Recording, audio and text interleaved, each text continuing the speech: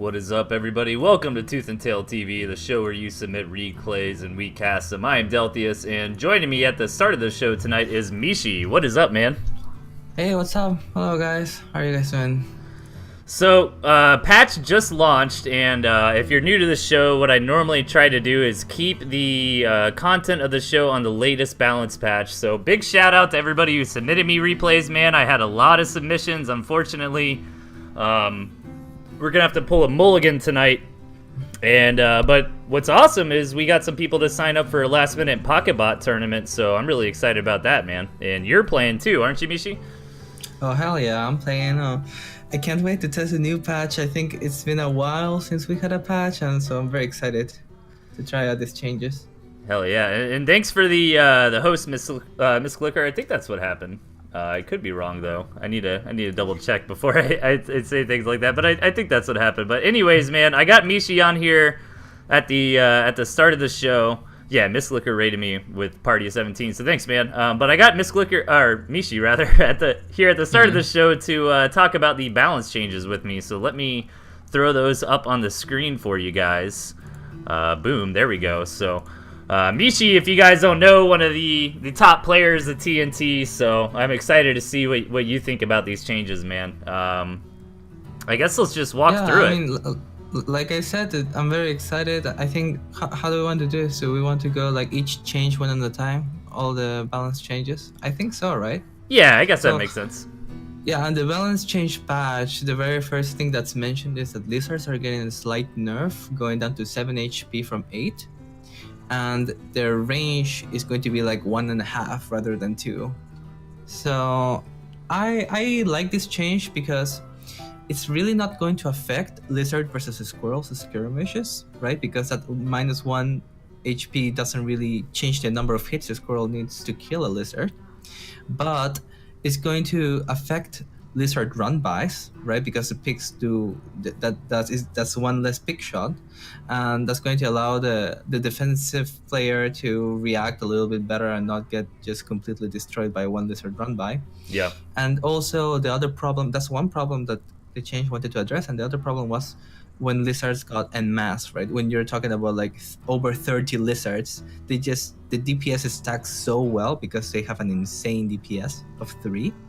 That it kind of like beats most other unit compositions when it gets to that stage of the game, and this range nerf is going to make them not scale so well in mass. Yeah, I was gonna comment on that. Like, as you get more and more squirrels versus lizards, right? I feel like I agree. I think the small skirmishes will be relatively unaffected. You know, like 6 to 12 units. But when you get like above 20.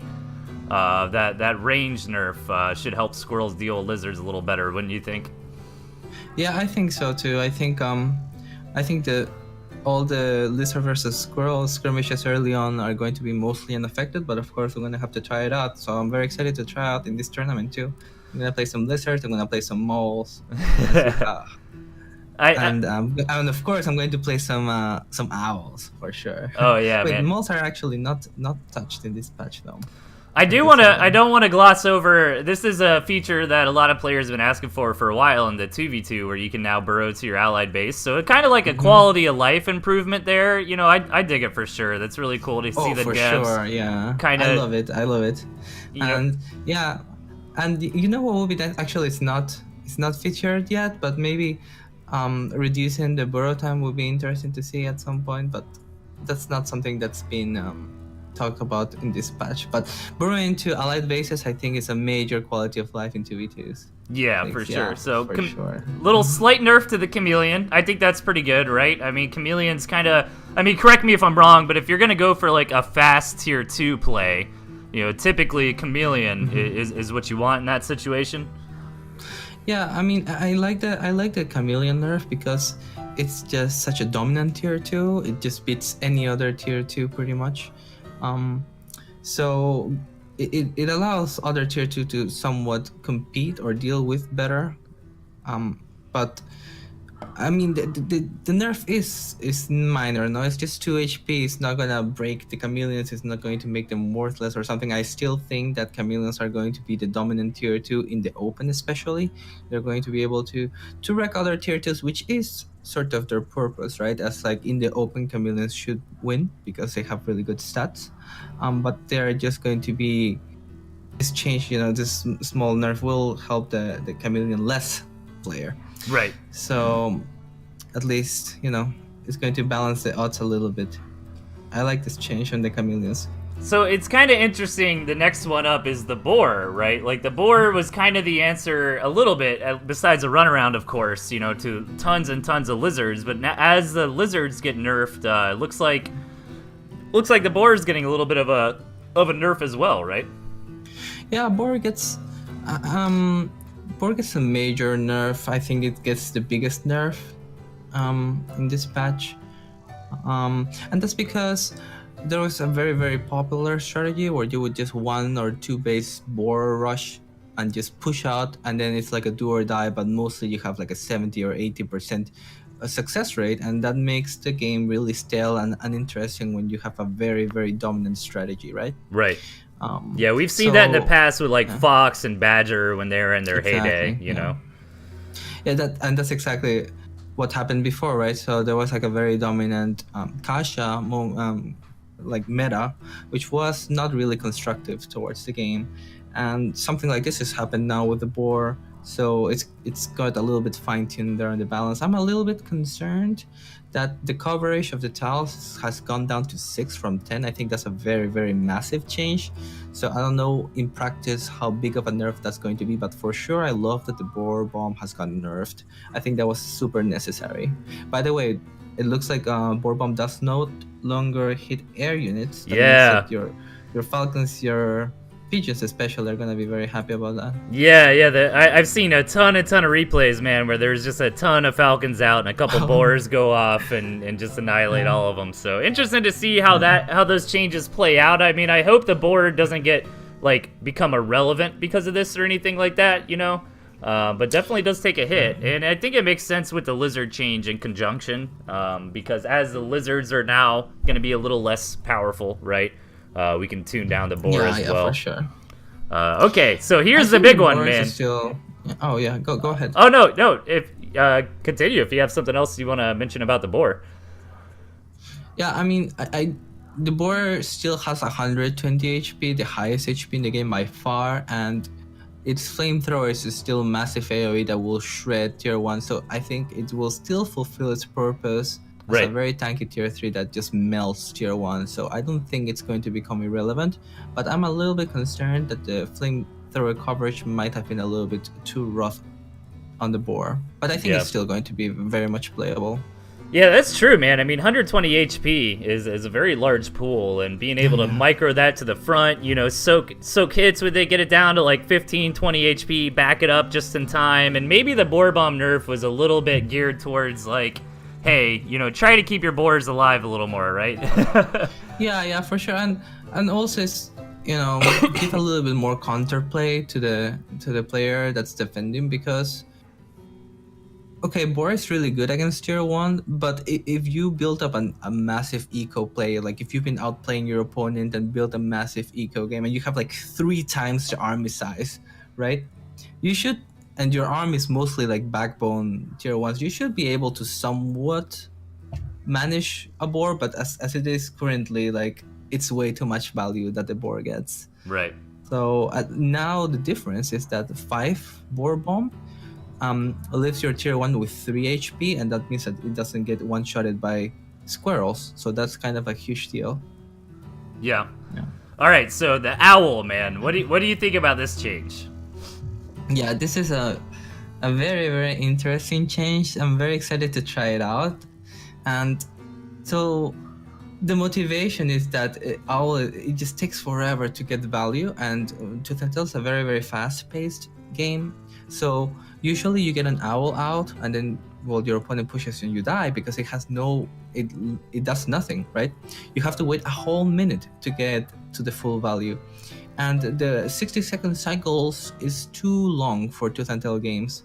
So this way, this change is geared up towards making owls go in a 30-second cycles instead of a 60-second cycles, which I think is much better, you know. Yeah, it's gonna in this encourage fast-paced game.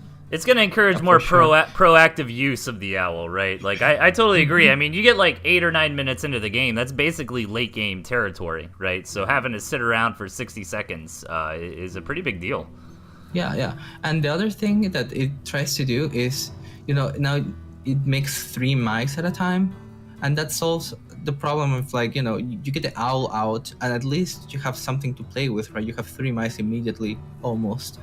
And it's kind of easier also to handle, you know, it makes it more swarmy, you know what I mean? Yeah. Like you hold up, you make 3, you attack with 3 more mice instead of 1 more mice. So right. I do like this change, but we're gonna have to see it in practice, because the mice also got nerfed, right? They have less HP, 7 from 10, but you have almost twice the mice, so that's kind of like double the DPS. So it's going to be very interesting how this pans out.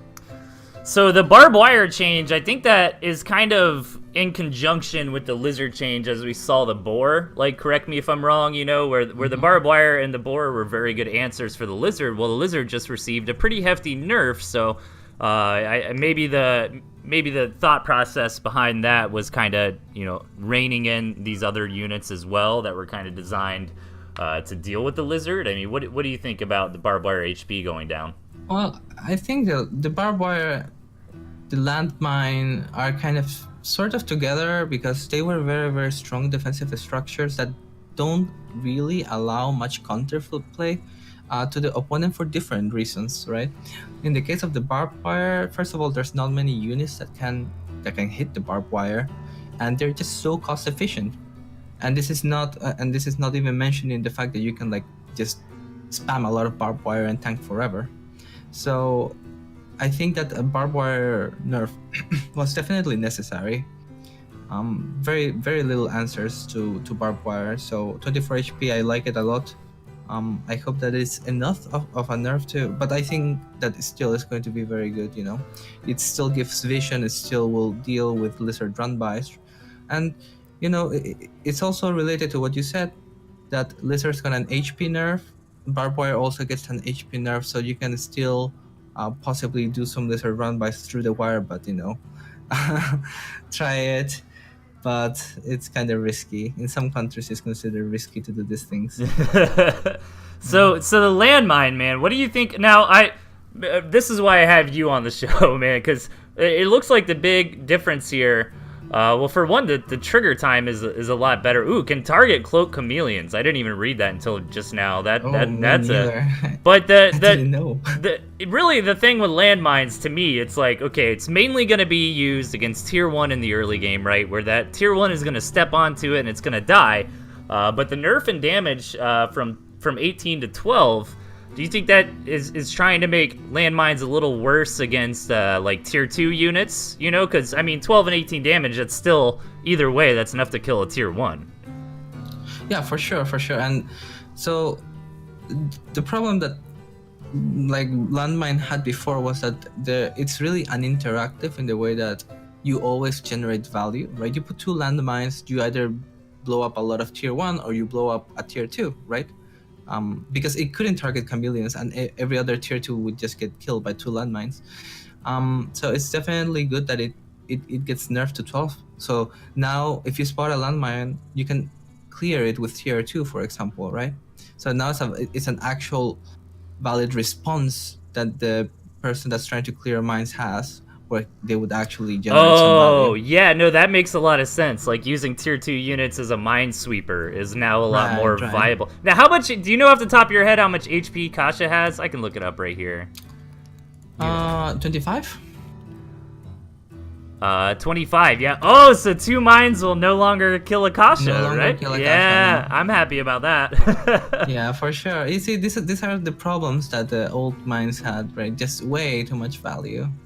Yeah, and it always sucked where you had your Kasha just walk into 2 mines and then the game is over, right? Yeah. Oh, yeah. I've been there many times.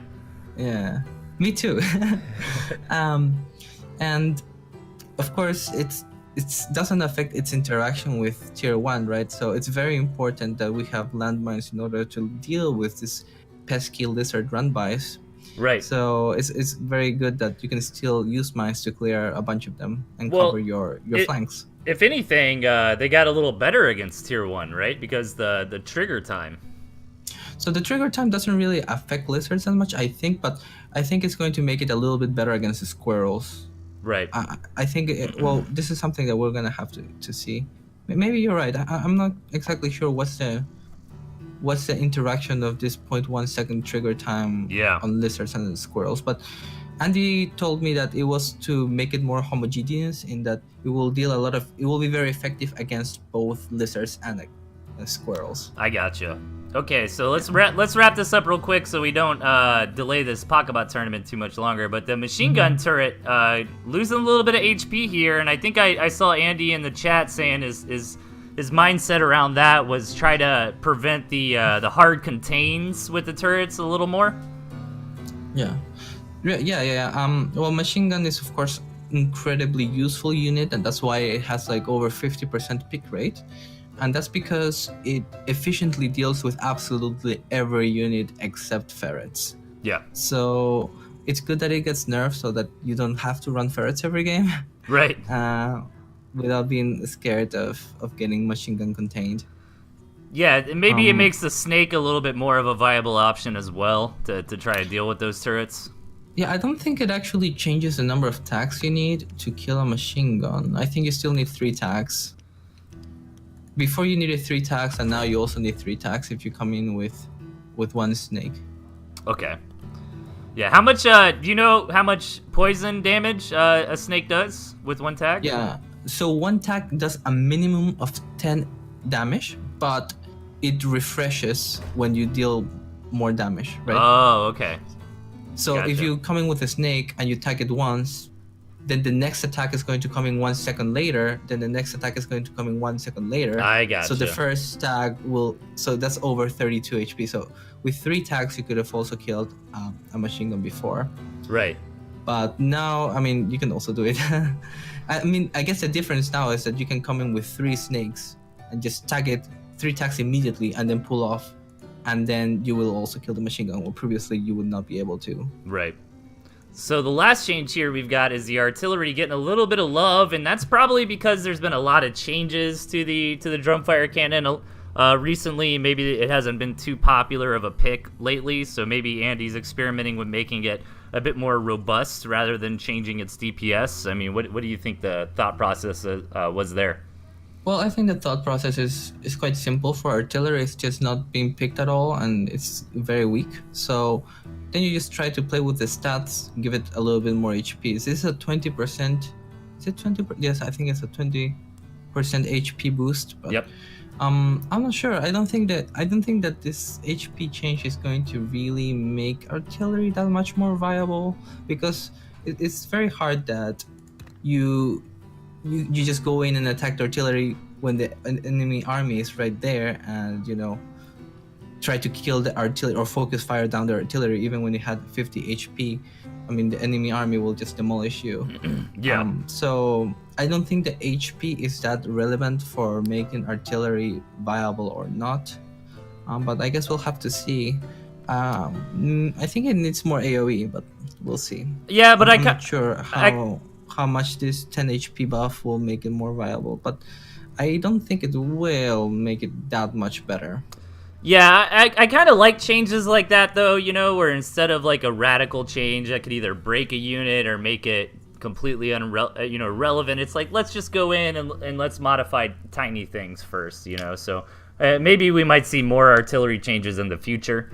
Yeah, for sure. I think that we're gonna definitely see another patch, or maybe a hotfix, depending on how things go, especially because we don't know the full impact of this owl change.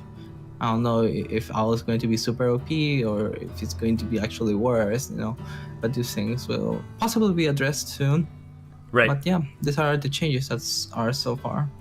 Dude, well, thanks a lot for coming on and talking to me about the changes, man. I know you're participating in this tournament, so Yep. I think we're about to get it started. Oh yeah, so I don't know who I'm playing against. I don't know if the bracket's already. I guess the bracket is already done. Well, Let's see the bracket actually. I don't think so. I think Master Stealth was waiting on me. Started. Yeah, he was waiting on me to give him a thumbs up. I appreciate it, okay. and I appreciate everybody who joined this tournament, man. It was kind of last minute to give us some content for the show tonight. So, thank you to everybody who joined this tournament real quick. Because of the new patch, I decided to not do any of the replay submissions on the old patch. I'd rather focus on new content. So we got some good stuff in store for you tonight. Mishi, you need to check in, my man. So I think it's about. Yeah, I just checked in. Dude, well, thanks a lot, man. So Master's going to open up the bracket right now. Yeah, I need to get you on to co-cast with me sometime, man. Oh yeah, sure. Oh no, I got against File. No, I think that was before the reset. Oh yeah. No, here we go. Actually, you know what? To make things easy, I might stream your game first, so you're gonna be the first victim, my man.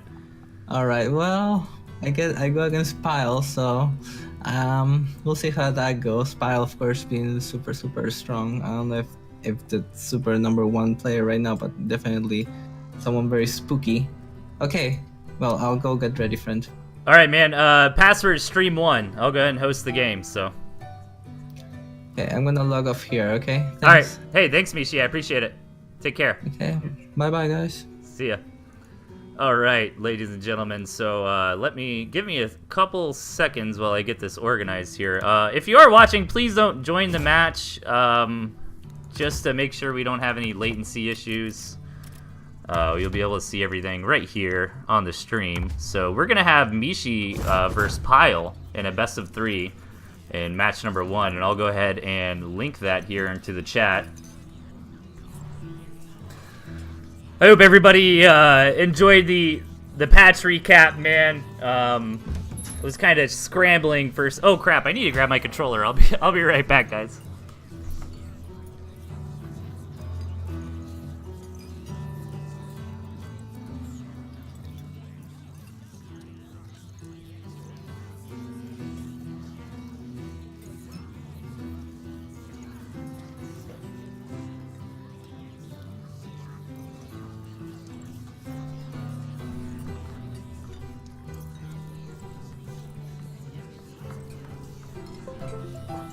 Okay, sorry about that.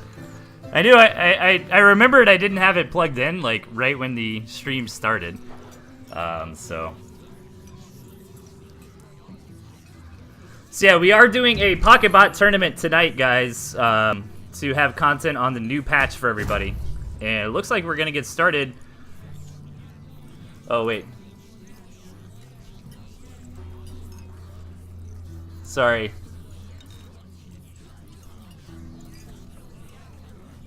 Okay.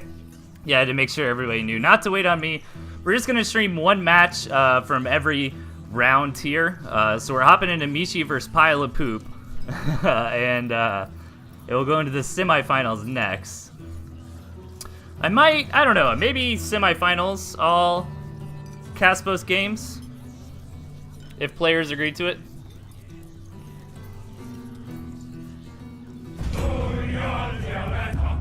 But here we go, guys, hopping into match #1 here on the new patch. And spawning on the right, we've got Pile. And his opponent in the top left, Mishi. Okay, so Mishi opted to still grab the lizards, even after the nerf, which is interesting. And I'm really happy to see that, to be honest. I hate it when, like, the unit just gets a slight nerf, you know, and then everybody's like, oh, well, you can't use it anymore. And we don't see that out of Mishi. Now, I'm interested to see how Pile, more than anybody else, is going to pivot with this new patch, because Pile is very well known for his heavy lizard play. This time he opts not to take it and decides instead to go for that Badger-Pigeon combo while having the moles to perhaps put on some early game pressure or to reinforce a mid-game push or even do some counterattacks later on. And here we go, man. Pile is building a mole, and that is definitely directly in the sight of Mishi, and I think it's just mainly for mind games at this point. Pile should be coming over here and canceling this, but let's see. He's going to commit to it for now, but his commander's out. Oh, yeah, he's just going to try to run it away, and he gets it away in time. But Pile had a bit of success there by forcing Mishi to build tier 1 units earlier than he would have liked to. But he's got to be careful because Mishi is going to have quite a few lizards knocking on Pyle's door here. And Pyle might not be completely ready for this. I mean, I guess with the mole, he can't, he could probably hold this off. But at the end of the day, Pyle did get a faster 7th farm. Mishi took a faster 8th farm, but let's see if any units actually go down here. That mole really helping reinforce Pyle's position and forces Mishi to back off for now and take it back home. So it looks like Mishi's strategy this game is to really utilize these owls later on, and both, this map is relatively even, to be perfectly honest. Like, both players get a 2nd and 3rd base, relatively close to their natural, or relatively close to their main, rather. Both players' bases are on high ground here, and both players get a campfire. But we have a very short rush distance this map, so I'm kind of worried about players expanding super early. Pyle recognizing that Mishi's putting on the aggression and wants to make some moles just to be safe, but now it actually looks like he's considering a move-out attack, but Mishi catches Pyle a bit out of position, comes in and snipes a Warren.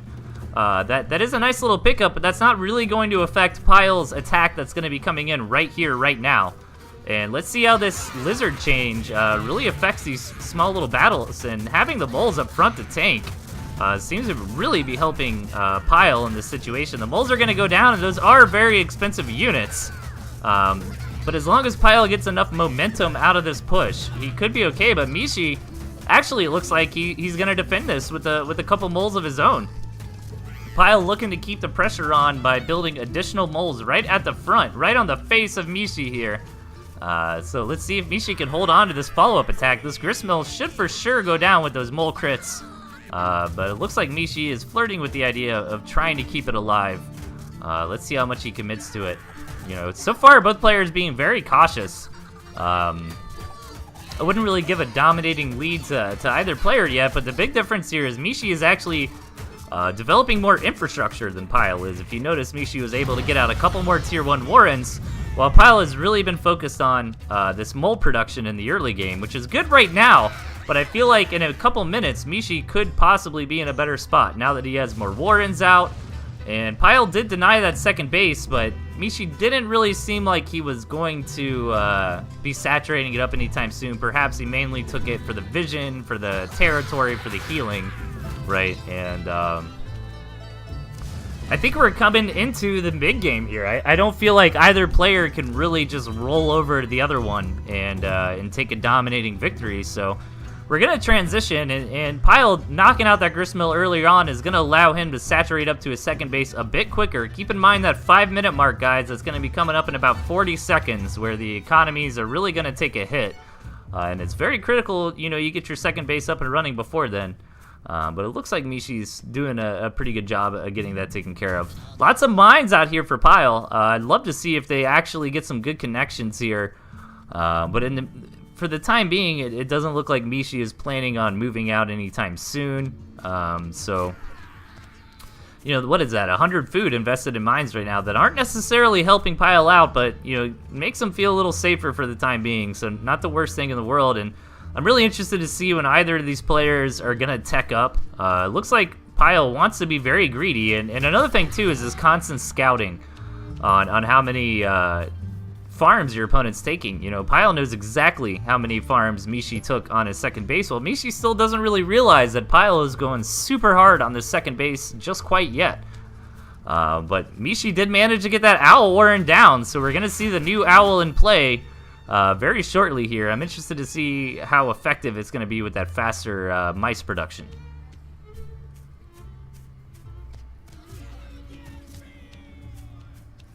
All right.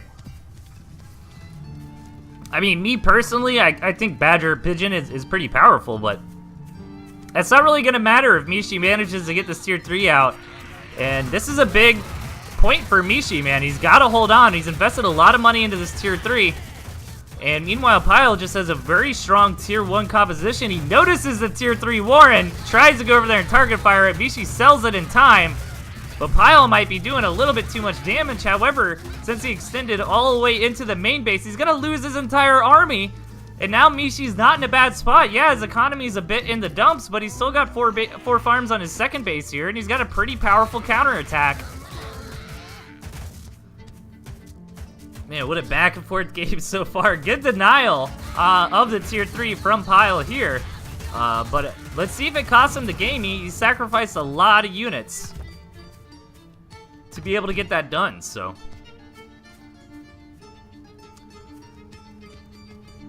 So far, so good. Both players kind of licking their wounds and thinking about where they're going to take this game next. We've kind of devolved back into this tier 1 now. Not a lot of tier 2 this time around, I would like to point out.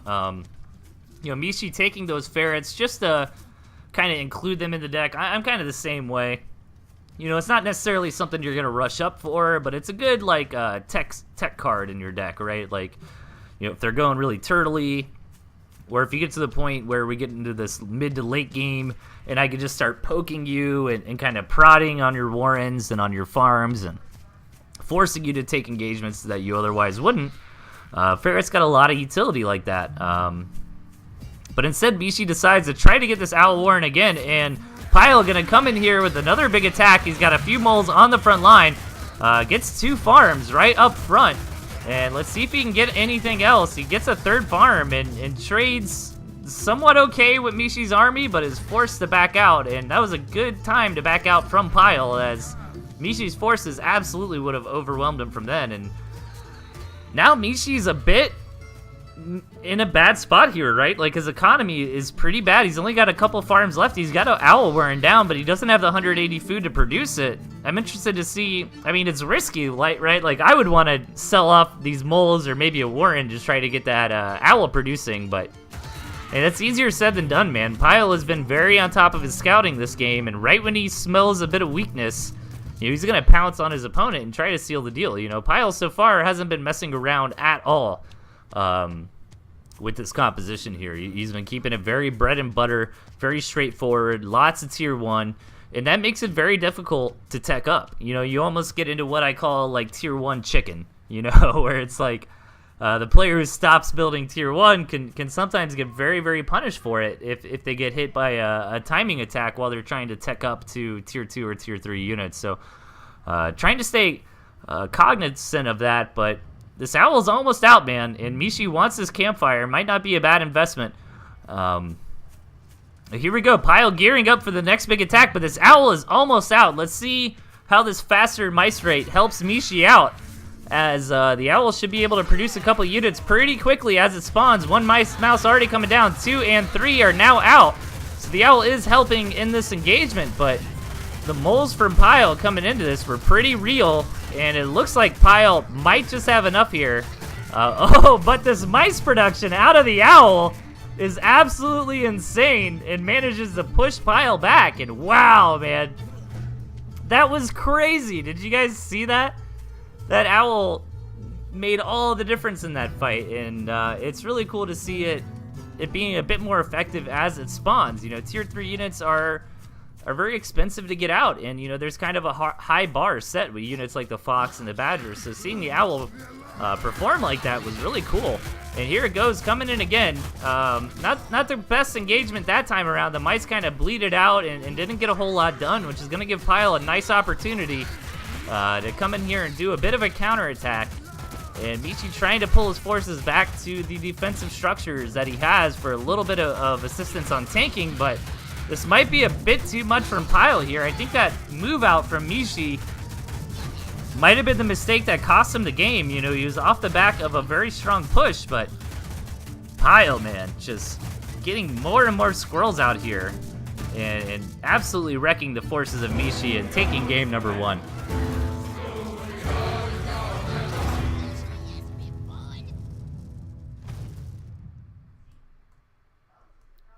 How we doing, guys? Everything looks like it should be good. So that was match number 1.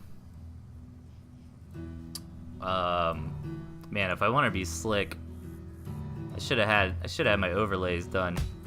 Here we go. We're hopping into match number 2, and let's see if either player wants to iterate a bit on their choices. I think skunks are pretty damn good units at the moment, to be honest, man. Like, I ran into this build a lot last time I was on the ladder, where your opponent would kind of bait you. You know, kind of that tier 1 chicken I was talking about, right? Where you're forced to build more and more tier 1, and then your opponent throws in some skunks, man, and absolutely dominates you. But here we go. Down 1 match in this series. We've got Mishi really needing to take a victory here. And his opponent spawning in the 9 o'clock. He just needs 1 more win to advance to the semifinals in this little tournament. We've got Pyle. Pyle, man, you can't teach an old dog new tricks. And here we go. He's going back to that classic Pyle build of Lizard. Lots of defense, but a little bit of iteration this time around with the mole. And this might be a good litmus test to see how much the balance changes really affected the Lizard and affected this style of play. I mean, I feel like the balance changes were really geared towards those mass Lizard players that, you know, once you move out with your big army, like Mishi gets an army Pyle can't beat, right? Starts moving out into the middle of the map. You know, Pyle does a runaround attack, hits Mishi's main base, and wins in a base trade with the Lizards. I feel like that's a little bit of what the nerf was geared towards. But Pyle's still running that kind of strategy here, so I'm really interested to see if it works out for him. So far, so good. Not a whole lot to mention in this early game. Both players going for that 8 farm opening. Probably going to build a couple tier 1 Warrens and decide what they want to do from there. Pyle trying to get a very good readout on the map, and I feel like both players have done a good job scouting, but it's really important to get that scouting done when you can't. It's kind of a juggling act with scouting in the early game, right? Like, the most important thing is a couple first trips, seeing what your opponent's up to, but you really can't neglect really getting the lay of the land, getting everything surveyed, and knowing exactly where everything's at. And here we go, man. We're going to have a classic Lizard versus Squirrel engagement. Pyle taking a Gristmill kind of in the middle of the map, obviously wanting to try to get up a couple proxy defensive structures here to really put the pressure on Mishi and begin to contain. Mishi is very aware of this, though, and is already kind of starting the response, building a lot of tier 1, flirting with the idea of maybe throwing down a couple structures. Yeah, gets a ferret to really help siege this position. And Mishi doesn't have the moles this time around, though, which is going to make these tier 1 engagements pretty difficult for him, as Pyle's got the mole, plus the tier 1, obviously, right? So, but this defender's advantage worked fairly well for Mishi for now. And he's going to be able to push Pyle back. But Pyle got the barbed wire up. And Mishi doesn't really have a good answer for that barbed wire until the mice, right? And that's a long time away this game, if it ever happens. And I do want to note, Gristmill spawns are a bit weird on this map. Mishi doesn't really have a second base available to him. Where Pyle's got, you know, a second and a third very nicely ready. At least Mishi gets this Constellation Campfire, right? And can kind of maybe sneak over here and take that base, I guess. But you know, Mishi really can't afford to let this contain happen. It's going to be difficult for him to get out on this map regardless, but it's going to be near impossible if Pyle can split the map as he's trying to with this contain. And the ferret being a very good answer here, going to make Pyle kind of give up on this base, and Mishi can slowly, with these ferrets, kind of take this barbed wire out. You know, if he's real careful, you know, take some damage on the ferrets, dealing some damage, run back to his territory, heal him up, rinse and repeat. But Pyle decides, I'll just take the 40 food or whatever and get out of here. And that's probably the smarter move, as that barbed wire would eventually go down. But Pyle is not messing around here. Dude, 8 moles are about to be out on the field for Pyle, and he's gonna come in here with a very strong push, but Mishi's got a pretty decent defense here. Let's see if he's got enough to hold this off. Here we go, the big push coming in, the moles getting into position around all these turrets, getting a lot of damage done, but the Lizards got absolutely melted, and Mishi's just gonna be able to defend the hell out of that push, no problems at all. Pyle knows that's game and taps out, and now we've got a series on our hands, ladies and gentlemen, hopping into match number 3 here.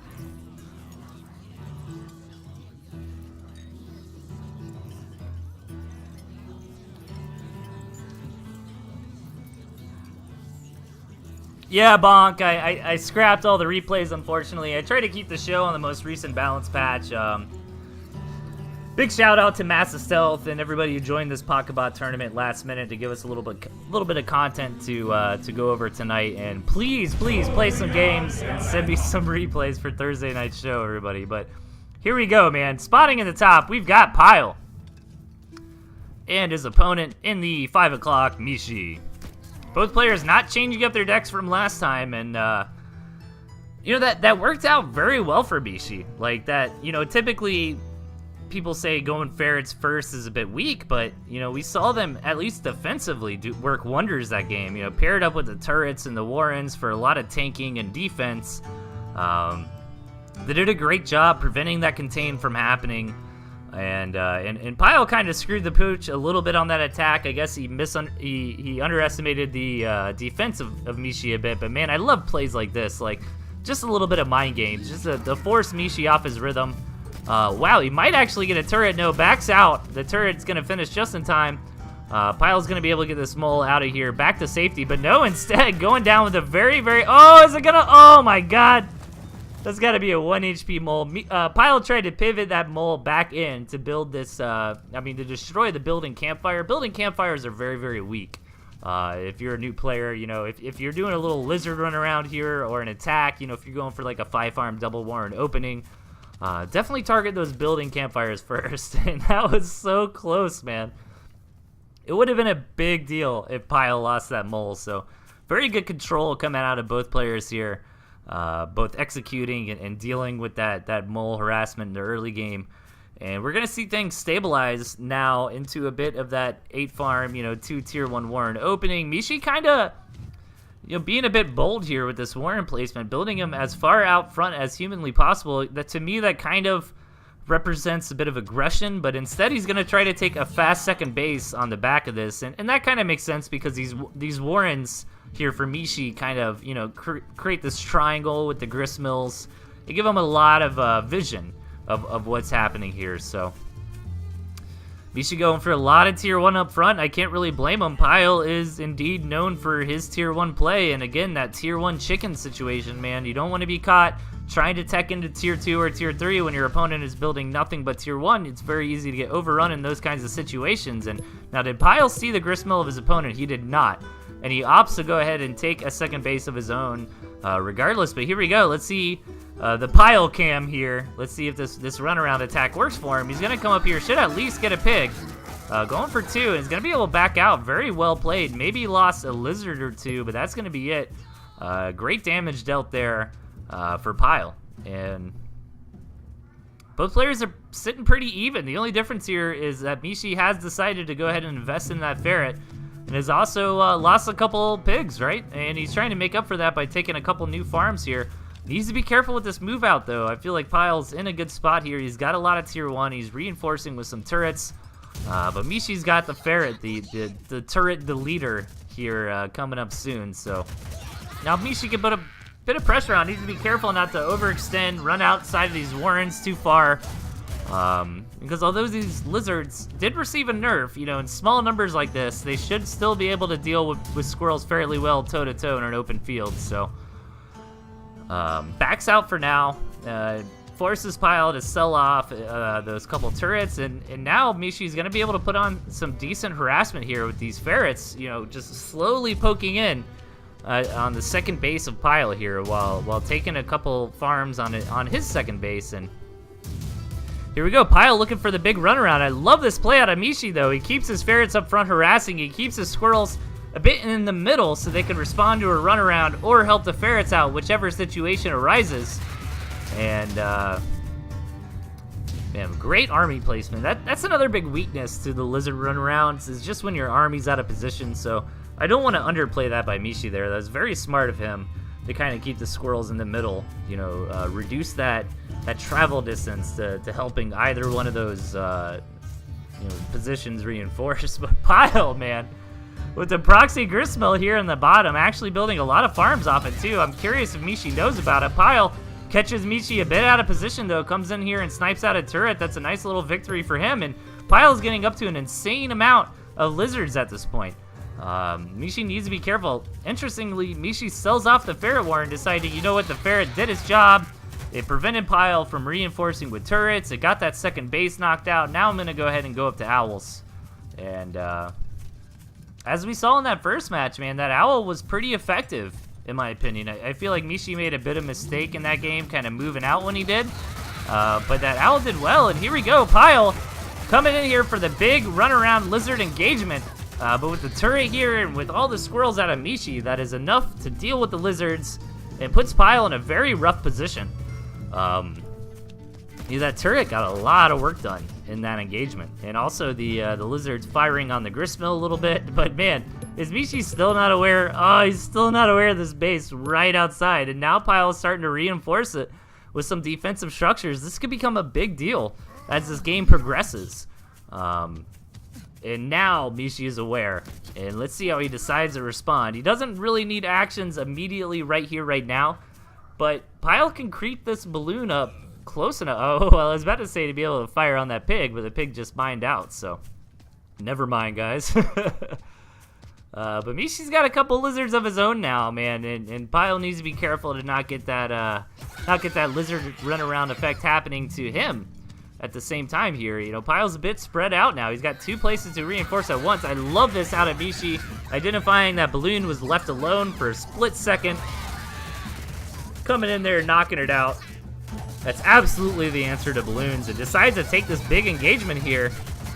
And it looks like Mishi's going to roll over Pyle's army fairly well. Pyle taps out, and Mishi is going to advance to the semifinals of the tournament.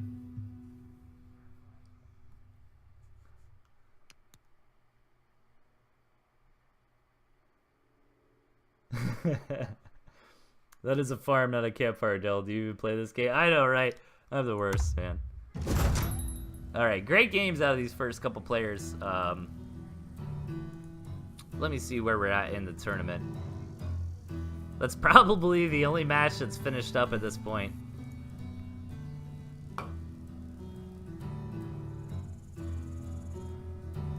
Hang on, guys. Sorry, just 1 second.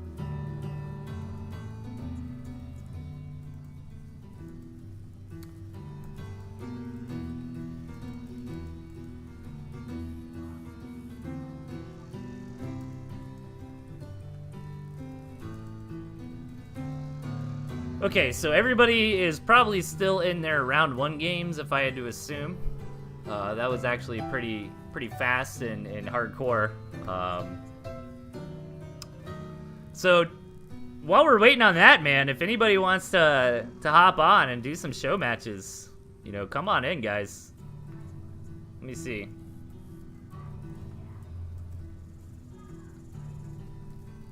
Yeah, we're waiting on the next round of the tournament to start.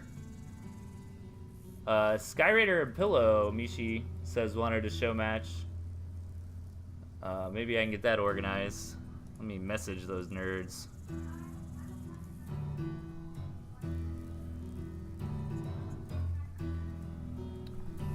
Oops. Yeah, great games, Pyle, Mishi. That was awesome. But we are kind of in a bit of a lull now, waiting on the rest of round 1 to finish up. So let me see if I can get a hold of Skyraider and Pillow.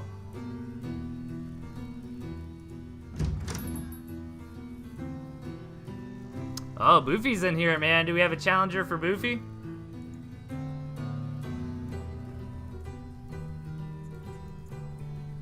Mishi, if you're watching, man, see if you can get a hold of Skyraider and Pillow and see if they want to do something. They're definitely welcome to. Master Stealth says he'll fight me.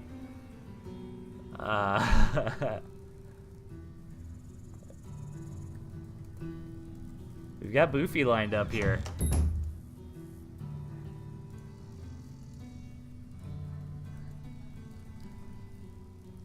Maybe I can get Master Stealth to play Boofy. Oh, here he is. All right, guys. So this is not a Pocketbot game. We're just waiting on the first round to finish up and doing a little bit of a show match here between Boofy and Master Stealth while we wait. Oh man, Mishi. I'm sorry, Mishi. It's all right. We'll do All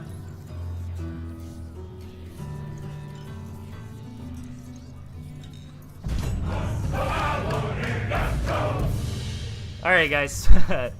Sorry, I appreciate all the support, everybody, helping me scramble for content at the last minute here. But spawning in the bottom, we've got Boofy. And his opponent in the 1 o'clock, Master Stealth, one of the developers, community developers of the game. Master Stealth putting out the classic couple mine opening here to deny Boofy from being able to take that farm. I'm not so sure if that mine more to the southeast is going to be in range, but we'll see. Hopefully Boofy saw that happen, but that's also just kind of a scouting thing. Massive Stealth is probably going to come in here, maybe sell those off. Decides to keep them for now. Looks like, yeah, he's going to sell off one. So he's just keeping the other mine there to see what his opponent's up to for scouting purposes at the moment. Massive Stealth still opting for the lizards here. Goes a 5-farm Warren, but that could just be a safety Warren. Yeah, he's going to go up to 6. Probably going to scout his opponent now. See that he went full eco. I guess he already had that information from the mine. Yeah, he's probably just coming over here. No, he's going to keep the mine there.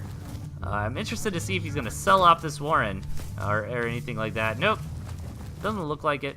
Yeah, actually, he's going to go for some aggression here in this early game. This mine is going to weaken the pig but not kill it, so I'm interested to see if maybe that's Massive Stealth's strategy here. You know, let the mine hit, kind of weaken up this pig a bit, and then run in there with some lizards and finish it off. He's got one lizard out now. The second lizard's on the way, and I feel like he can move out. Yeah, here he goes. 3 lizards on the way. Most likely going to try to finish up the damage that was dealt on this pig, but instead decides to go for the 12 o'clock pig. I'm not so sure if he's going to be able to get it. Looks like, oh, just barely. Not able to kill the pig, and that's got to hurt for Massive Stealth.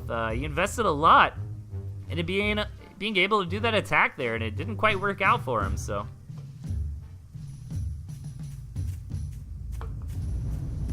Yeah, I'm thinking, Mishi, Skyraider, Pillow, if you guys are watching, we'll do a best of 1 here, and then we'll do a best of 1 of Skyraider versus Pillow after this game while we wait for the tournament to progress. Does that sound good?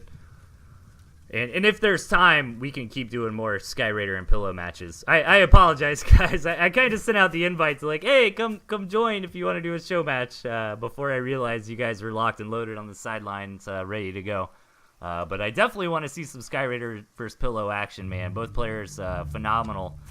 Tooth and Tail players, definitely top tier. So it would be really cool to see what those guys make of the balance changes and how they adapt. But so far, so good in this game, and I gotta favor Boofy's position here a little bit more.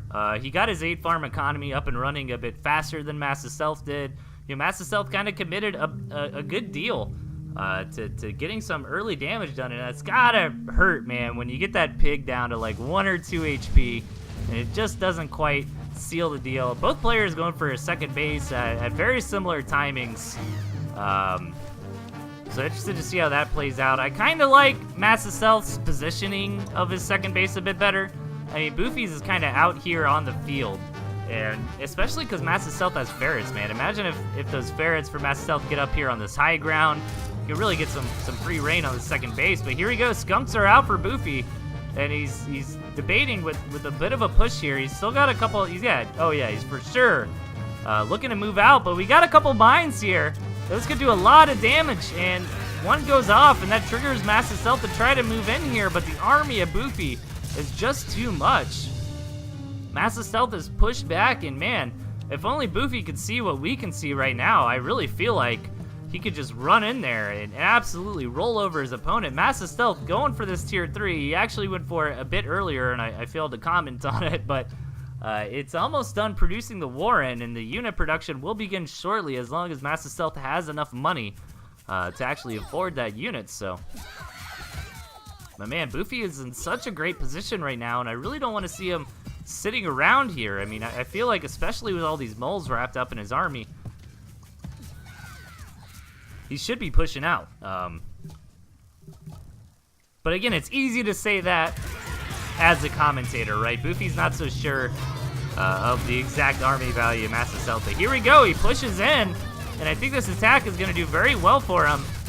And this might be all she wrote for Massive Stealth here. Let's see.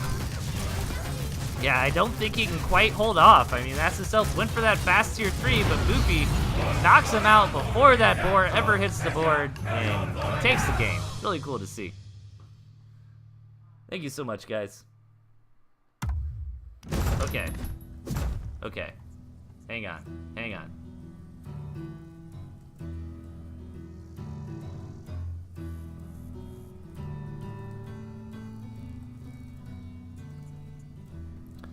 Sorry, guys. Kind of improving a show tonight. Let me check the brackets here. Okay. We're still waiting on that, so let me see. Okay. We're gonna make a match here. We're gonna have Sky Raider versus Pillow.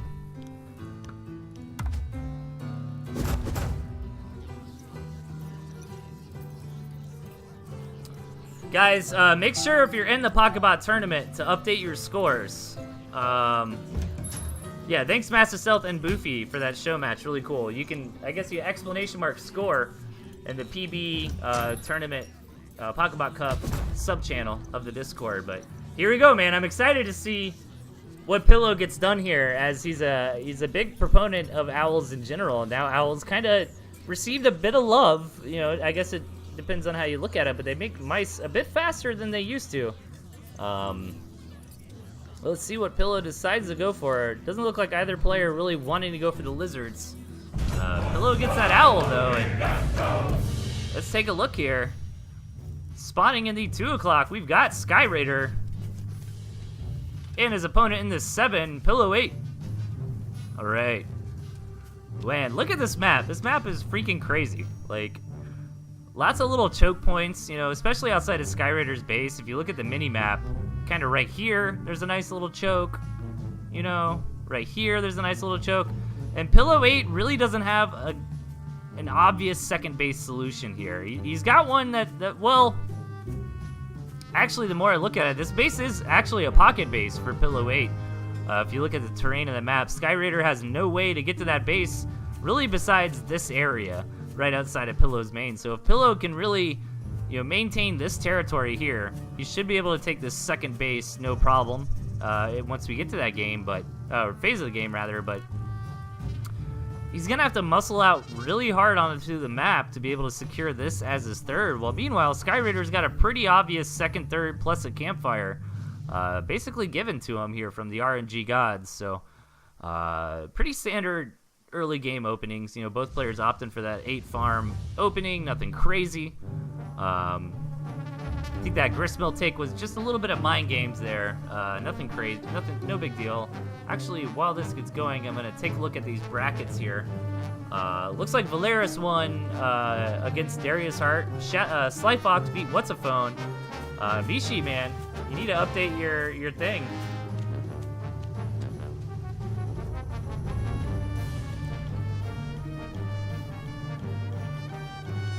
Hey Swifty, how's it going, man? Yeah, I talked to you earlier about show matches. We actually got a little bit of a Pocketbot tournament going on that we're doing for the show tonight.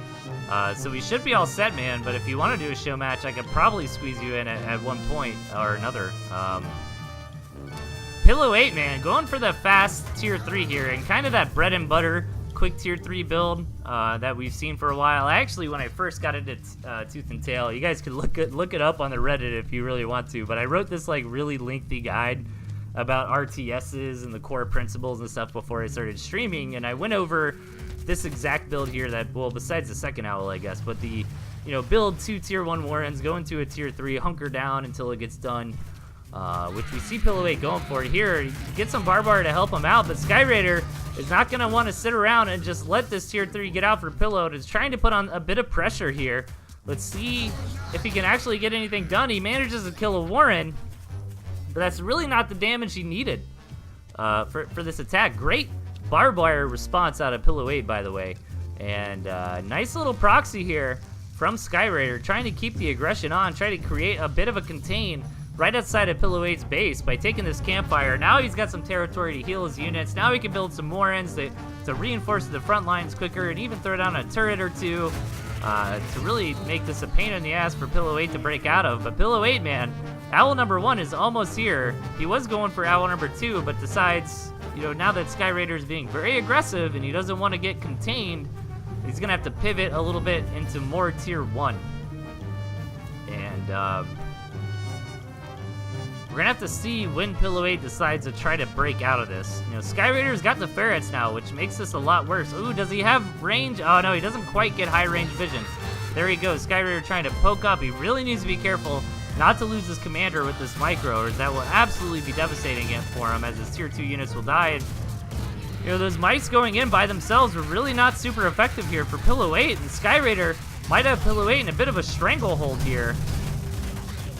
Let's see if he's able to break out. I mean, Sky Raider's got a great economy at this point, too. If you notice, he's taken both campfires on the map. He's got a gristmill up and running with a farm on it as well, so that's 3 extra farms that Sky Raider has in his economy over Pillow 8 at this moment. So Sky Raider is more than happy to kind of trade tier 1 units back and forth as he's got the better income on the back of this. And slowly but surely, that Owl is starting to take a bit of damage. Pillow doing a good job here, not getting it too low, but also soaking a couple hits. He's going to be forced to back up for now, try to regather his units. And yeah, Pillow 8 hasn't been able to get out on the map and really realize that Sky Raider has a second base here. Man, just this one very, very well-placed turret here from Sky Raider, causing a world of pain here for Pillow 8. And this is a very tough hold to break out of here. I'm interested to see if Pillow 8's going to be able to do this or not. The 5-minute mark is about to hit right now, and that's going to be a very big blow for Pillow 8. I mean, yeah, Sky Raider's affected too, but Sky Raider's got 3 additional farms if you include the campfires, right? So his economy is nearly double that of Pillow 8's at the moment.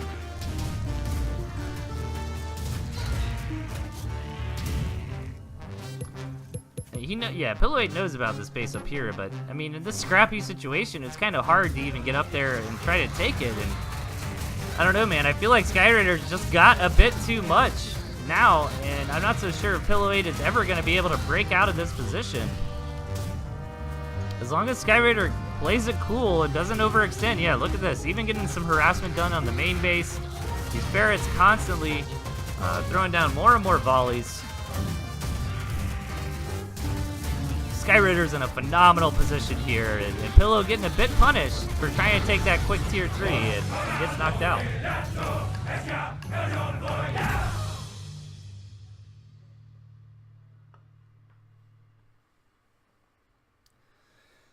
Owl change rewards active players who use their mice, not players who just sit there for 3 minutes with an owl. Yeah, I agree with you, Chip.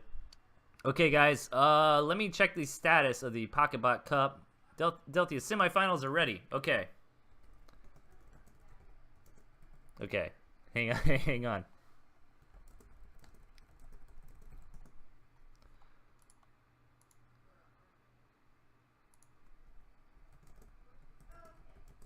Sorry, everybody. Just trying to organize this tournament again a bit.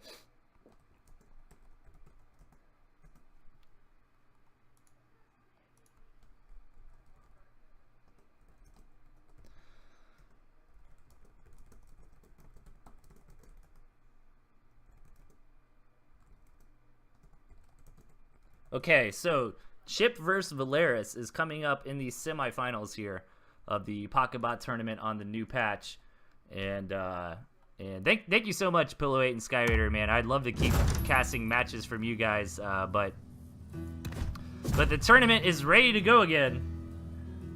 So please leave the lobby, or maybe I just destroyed the lobby. I'm not so sure. As we are back underway with the tournament. Yeah, here we go.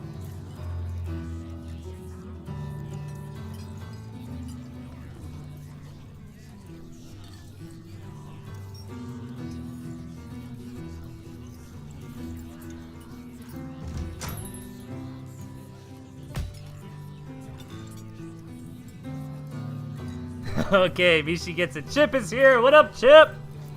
I haven't talked to you in a while, man. I gotta get you on as a co-caster again or something here soon. And all right, so we've got Chip versus Valeris here in the semifinals.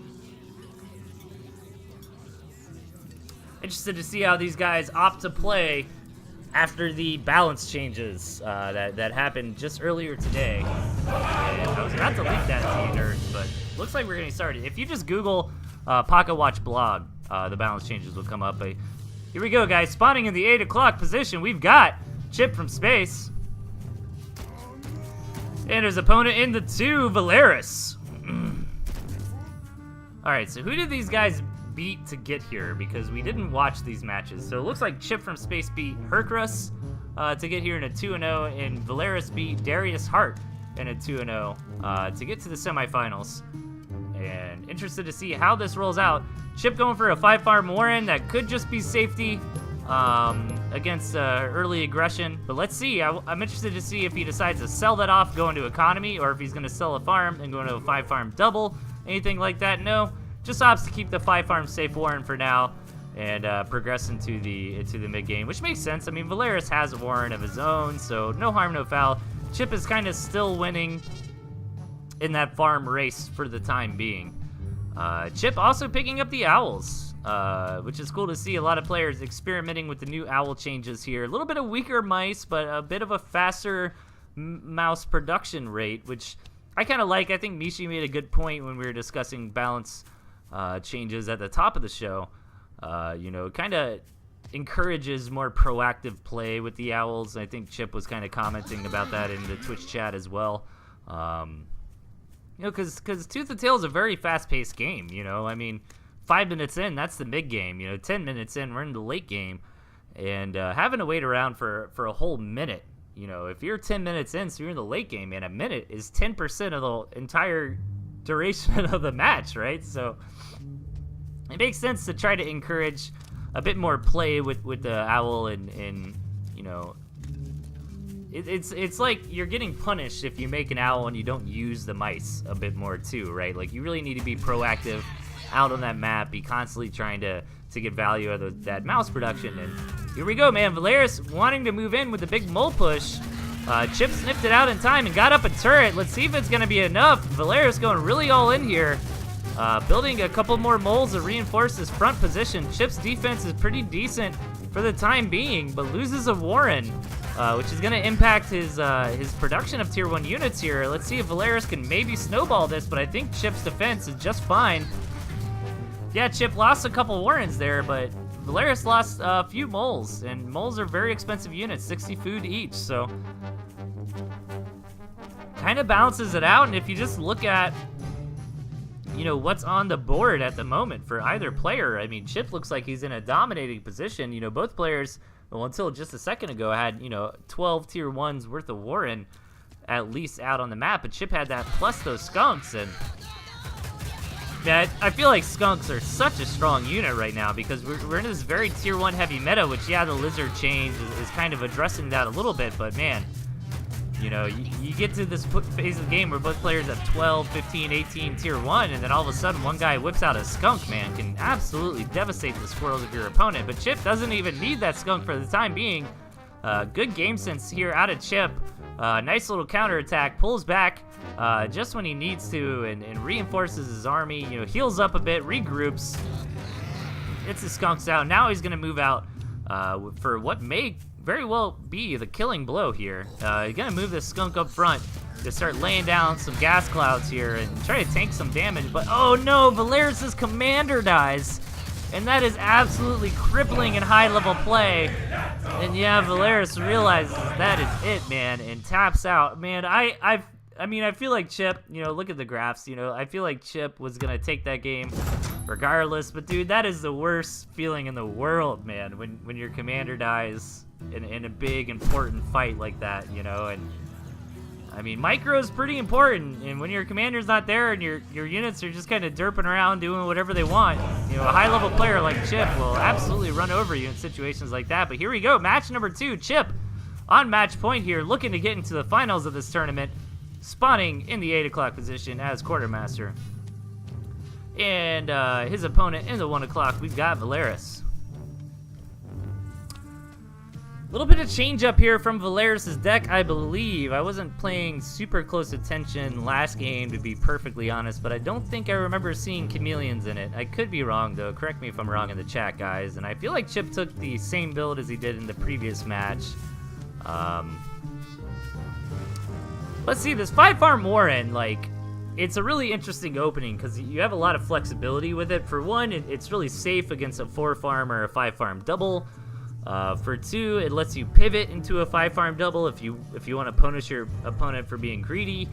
And for 3, if you notice your opponent's just going straight 8 farms, you can always sell that off and get your 8 farms up a little bit faster anyways. So not the biggest deal in the world. I really like it. It's normally the build that I do when I ladder as well. So this map seems pretty favored for Chip. I mean, the silver lining here for Valeris is he's got access to a nice little pocket base in the back here. You know, only one route to get into that, which would be right through Valeris's main base anyways. So if Chip is marching units through this spot, right, I think Valeris is already done for. And Valeris also has access to a couple early campfires, which are a great bang for your buck in the early to mid game. But you know, Chip has a great natural base here. For a second, he's got a nice campfire himself, and other than that, I mean, these couple gristmills in the side might, if we get to that late game position, really decide who's going to win this game. Whoever can secure that right side of the map is going to have a huge income advantage. And Chip, both players actually opting for a, you know, 1 or 2 tier 1 Warrens after 8 farms and rushing right up that tier 2. Valeris going for the ferret while Chip goes for the skunk. And it's really going to come down to micro and the hard engagement. If Valeris can really micro out on the map with his ferrets and get a lot of poking damage done before the big engage happens, he could be in a good spot. But at the same time, if Chip really doesn't take poke damage from those ferrets and forces a direct engagement with the skunks, like right off the bat, you know, not losing anything to the ferret harassment, you should be able to absolutely roll over Valeris here in this engagement. So interested to see how this is gonna go. Again, you know, it's really the burden with these builds, in my opinion, is really on Valeris to get some damage done with these ferrets. And both players going for a pretty quick second base. No harm, no foul. I wouldn't even say really quick, you know, it's about the 3-minute mark. So that's a pretty decent second base. And Valeris looking to move out now.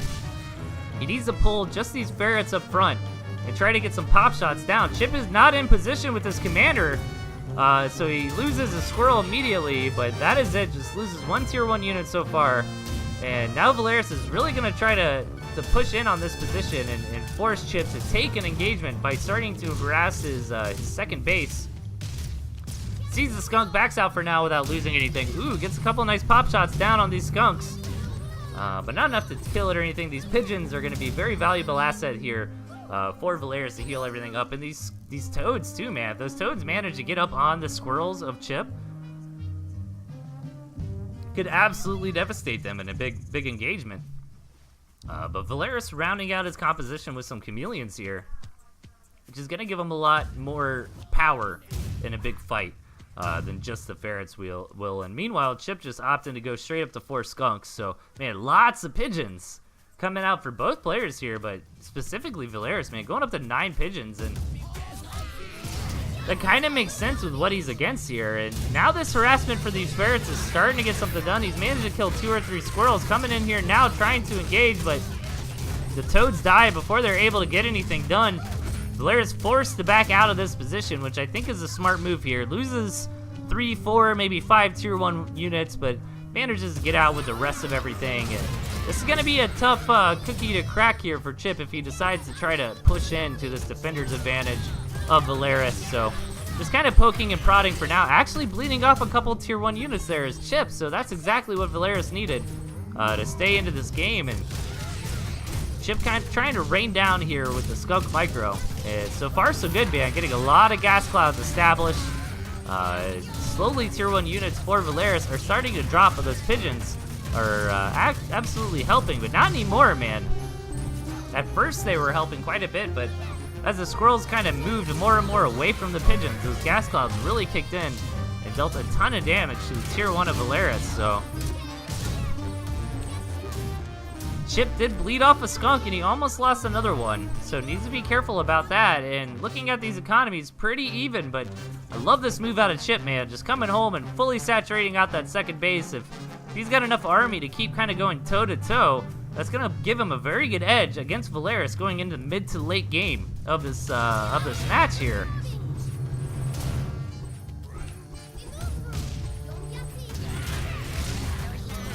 Just a little bit more poking and prodding for both players here. Valeris looks like he wants to do a hard engage, though.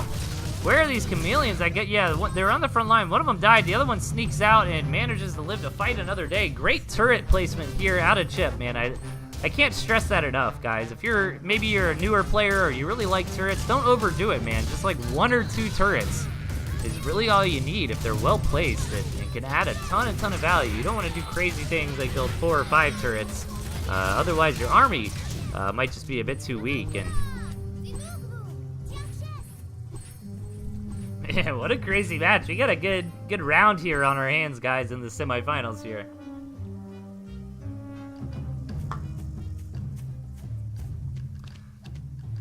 This Skunk Micro has been absolutely great out of chips so far this game. But this game's on a bit of a time limit. As you can see, the main bases are now mined out for both players.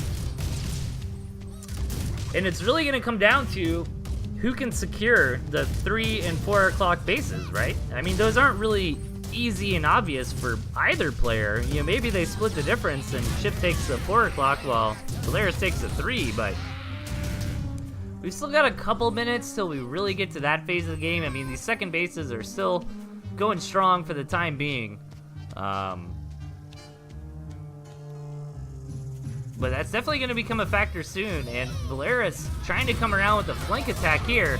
Manages to come in and kill a pig before the engagement even starts. These 4 ferrets really starting to get a lot of damage done onto Chip's army, but Chip has such a well-rounded army composition at this point. He's got plenty of skunks, he's got plenty of falcons, and comes in here and just absolutely devastates the army of Valeris here.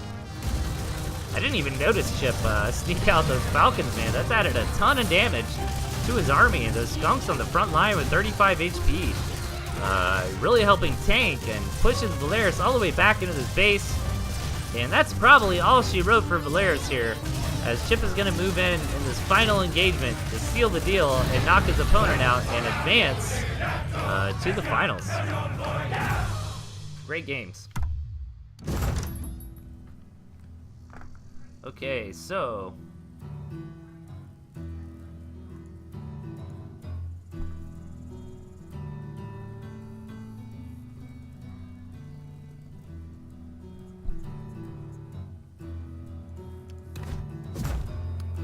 alright guys, give me 1 second. I am gonna grab a drink really fast. Great games, Chip and Valeris. That was really cool. But next up, we've got Mishi versus Slyfox. Actually, let me go ahead and host this lobby, I guess.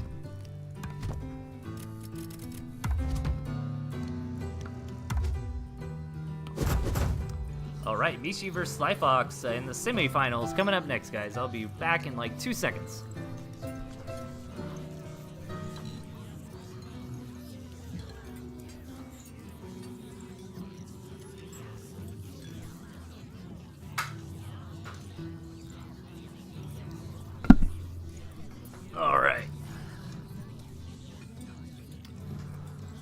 I'm having a great night, guys.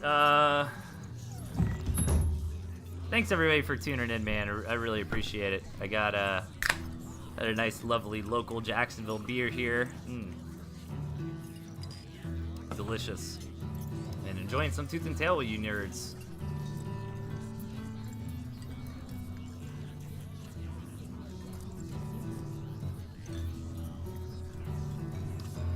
Alright, so we got Mishi versus Slyfox coming up next, and if I do want to reiterate, as I haven't had a lot of chance to say it a bunch tonight, but if you, I got a ton of replay submissions as normal, guys. Thank you so much, everybody who submitted, but unfortunately, I made the commitment a long time ago on the stream, as when new patches come out, I try to showcase the new patch content. I also don't want to confuse newer players. I mean, this one's a little bit weird because the patch came out just like a couple hours before the show.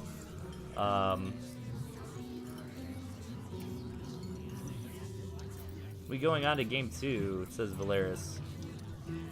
Didn't Chip won both those games, right? Am I crazy?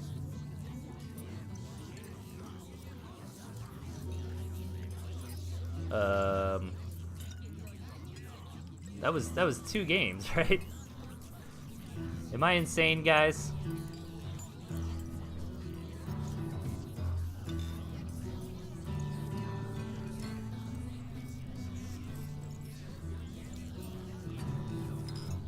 Maybe I'm insane.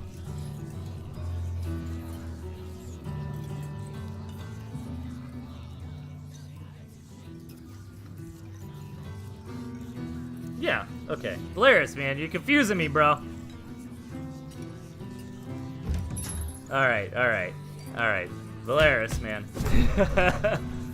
But yeah, anyways, guys, big shout out to everybody who joined this little Pocketbot tournament. Give us some content to do tonight, because typically I like to keep the feast, the replay show on the latest patch. A new patch hit a couple hours before the stream started, so I got with Massive Stealth and kind of scrambled together this tournament at the last minute. So thank you everybody for participating, giving us some content to check out tonight. I've been loving it so far, seeing the new changes in action. But please, everybody, I don't have anything for Thursday night. So send me some replays, guys. ToothAndTailTV@gmail.com. And we'll do a regular replay show again on Thursday night, as long as I get enough replays. But here we go, guys. The second match in the semifinals, we've got Mishi spawning in the 6 o'clock. And his opponent in the 1 o'clock, we've got Slyfox. All right, Slyfox opting to keep the boar after some pretty significant changes. And meanwhile, Mishi's not messing around anymore, man. He's got the fox, but uh-oh. Looks like Slyfox might be up to no good up here.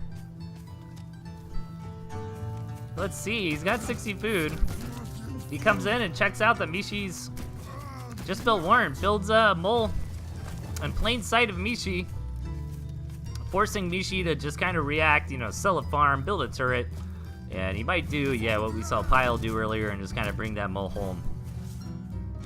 No harm, no foul.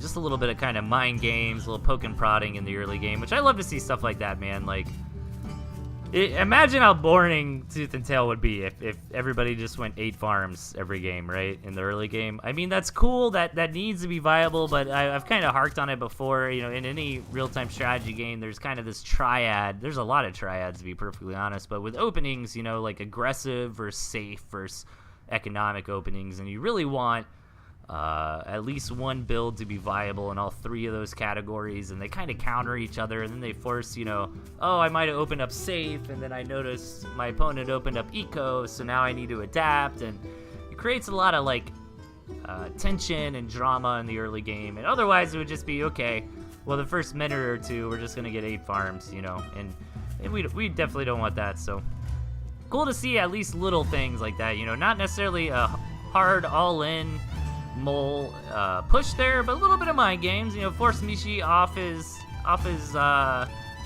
rhythm a bit, you know, make him build a turret when he didn't want to. But Mishi, man, opting to go for a very, very fast second base here, and actually, I don't blame him. I mean, look at this. This is pretty beautiful. He's got this nice little high ground for the Warrens.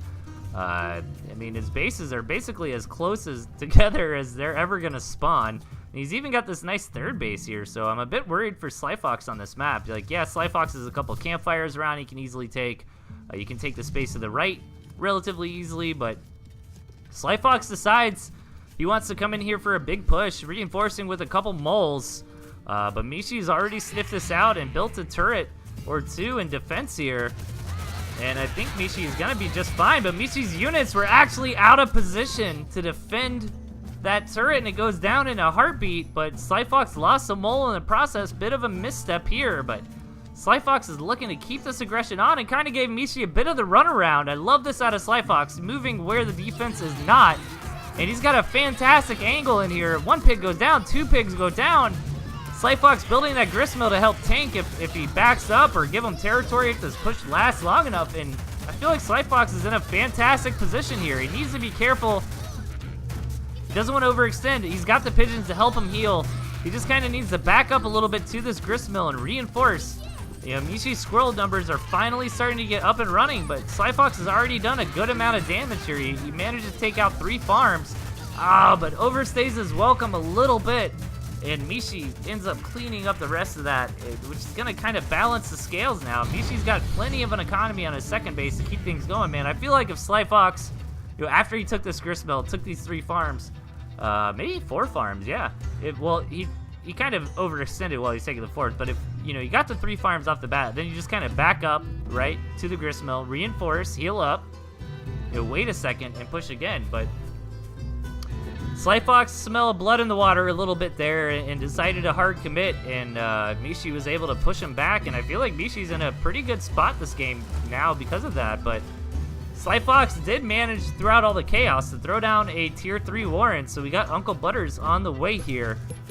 Is Mishi aware of it? He sure enough is, and Sly Fox being pretty greedy here, man. He's going for the tier 3 and a tier 2 at the same time. Doesn't have a second base to his name yet, but just now gets a campfire established. Another campfire is on its way, about to be done.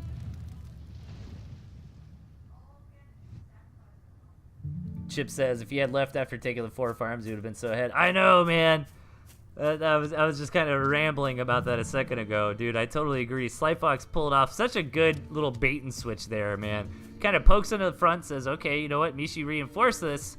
I'm going to go to his soft underbelly and hit from the other side. And executed very well. Just overstayed his welcome just by maybe 30 seconds or so. And you can see how much that matters in Tooth and Tail, man. Got to be super careful. Nice little minefield coming out here for Sly Fox. And Sly Fox being absolutely crazy in this game, selling off all of his tier 1 here, and really investing in the second base and into his tier 3, and Mishi scouts all this out, and he's got to be aware that Sly Fox doesn't have anything anymore. I wonder if that's going to prompt a move out from him, but I guess he is kind of waiting on that Fox to finish up, so.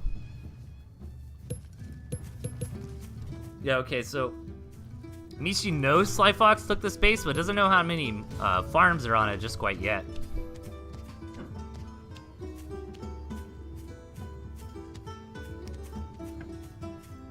30 seconds is like a year in TnT, says Strawberry. I know, right? Yeah, Man Jansen in the chat comments said it's going to be real rough for Sly Fox to deal with this Fox, and I definitely agree. We had seen some replays in the past, a couple shows, though, where a big, strong boar push was able to just kind of manhandle that Fox build. But Sly Fox doesn't really have anything to back this boar up, to be perfectly honest, and Falcons are basically just food for Foxes. You know, they one-shot them very easily, and oh no! The Fox goes down, or I'm sorry, the boar goes down just to the Fox, and I think Sly Fox is just gonna tap out.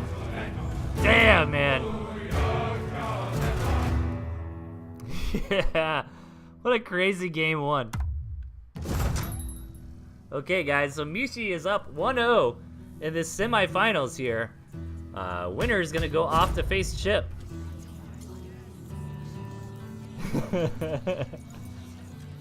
Oh, yeah, poor Sly Fox. I mean, I kind of get what he did there, right? Where he had to take a big risk. He kind of recognized that he was behind, and he was like, you know, let me try to really saturate up the second base. Maybe Mishi doesn't move in for a minute or two, and I kind of get my act together. But, you know, Mishi's not the kind of player that's going to give you that much breathing room there, so.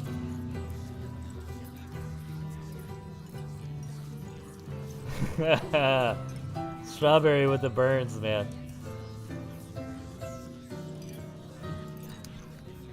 Okay, so Mishi is on match point here. Sly Fox needs to win this game to keep his tournament hopes alive.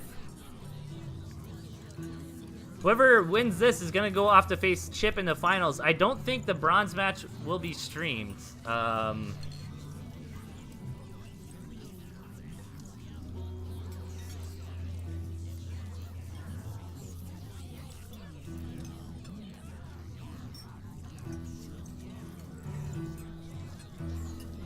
Sorry, guys. Kind of messaging the Discord Pocketbot Cup channel. But here we go. Game number 2 here. Spotting in the top on match point, we've got Mishi picking up the Owls.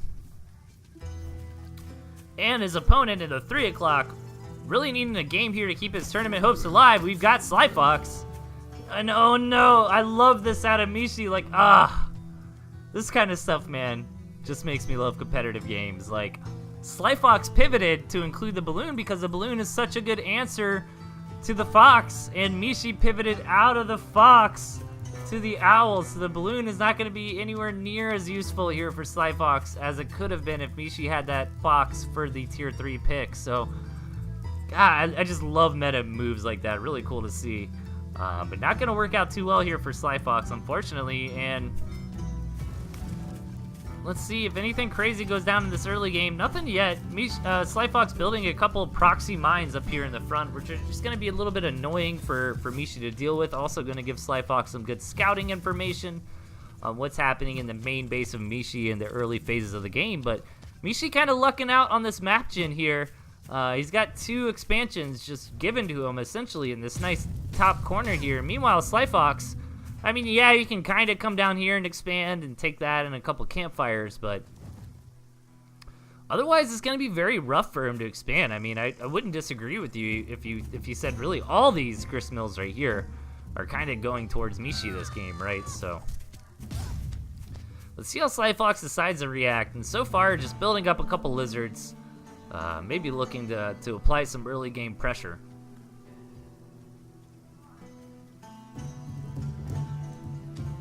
Mishi has 4 expansions as classic metal. I know, man. Like, we're rooting for. I'm rooting for Slyfox. Like, I love Mishi, but gotta go for the underdog, man. Slyfox is down 1 game in this series already. Would love to see him at least tie things up here. But the map's gonna be difficult for him. And again, he kind of got juked in deck selection here as he went for that balloon where Mishi went for the owl, not the fox. So Slyfox doesn't have a really good late game answer, while Mishi has just got such a phenomenal late game army composition if we get to that phase in the game, right? With the owls, with the falcons, with the skunks, I mean, that's pretty ideal. But here we go, Slyfox trying to get something done with a little bit of a lizard run around, but Mishi is in position and going to thwart that off. No harm, no foul, though, as no units really go down there for either players. So just backing up for now. And, like, what do you do if you're Slyfox in this position? I guess I really try to get all this territory. I mean, yeah, Mishi's got all the grist mills, but Slyfox has a lot of campfires, which are, you know, pretty cost-effective ways to get an additional income in the early game.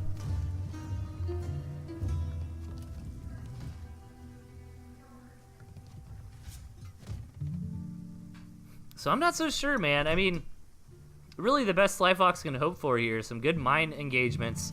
Maybe get up to 2, 4, 6 ferrets and push out with a lot of tier 1 and hope he can catch Mishi trying to transition too hard into owls, into falcons, into units of that nature. So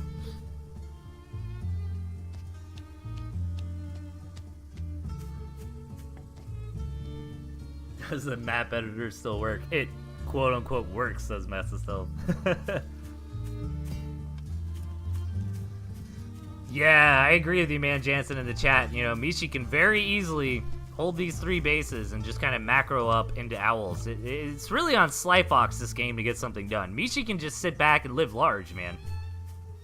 But Mishi not putting any pressure out on the map has allowed Slyfox to take the expansion a bit west of his main base, uncontested, which is nice for him. And again, this ferret versus skunk play is really going to come down to how much damage the ferret player can get done before the big engagement where the skunks are going to shine. That was such a close hit, man. That ferret almost took out the skunk, and Slyfox looking for a big engagement here. He's got some toads to help some stuff out, and Mishi's actually really clumped up, and those toad engagements were fantastic, really bruising a lot of Mishi's units here, forcing them back, but Slyfox does not have enough left here on the front line. Manages to retreat. Oh, he loses a ferret. Trying to micro a bit more with that stutter step, trying to get out max DPS, but really needed to keep that ferret alive there.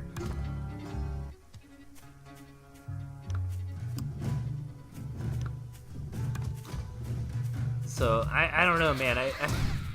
I'm rooting for Slyfox here, but you know, Mishi's in a fine position, and all Mishi has to do is hunker down and hold on. I mean, owl number 1 is on the way here. You know, Slyfox needs to break this right here, right now. He doesn't have any tier 3 units in his deck. He's only got 1 tier 2, so he doesn't have a lot of late game options available for him. And on top of that, you know, the map is kind of geared, obviously, to Mishi's favor here. So Slyfox can't afford to just wait around, man. I don't mind this. You know, get up the best economy you can. Yeah, even come over here and take this campfire, absolutely. This is kind of it for Slyfox, unfortunately, unless somehow, some way, he can manage to secure this location. But that could only be done off the top of a huge engagement, and at that point, you kind of just gotta take the win anyways. And I love this out of Slyfox, man, just being annoying when Mishi's commander, kind of, you know, hitting him a couple times so he can't burrow home, and then waiting, and rinsing and repeating, kind of slowing down Mishi's macro on the home front, but that can be super impactful, and Slyfox trying to reinforce this front line with these balloons, but again, man, this isn't gonna work for him in the late game because he doesn't have a late game answer here. You know, Mishi's probably like, fine, you built some balloons, you know, I don't need to attack you anytime soon. I mean, look at this. He's got 3 bases. He's got a 4th on the way. Mishi just needs to chill and relax and get up to 2-3 owls, and he's gonna be in great shape.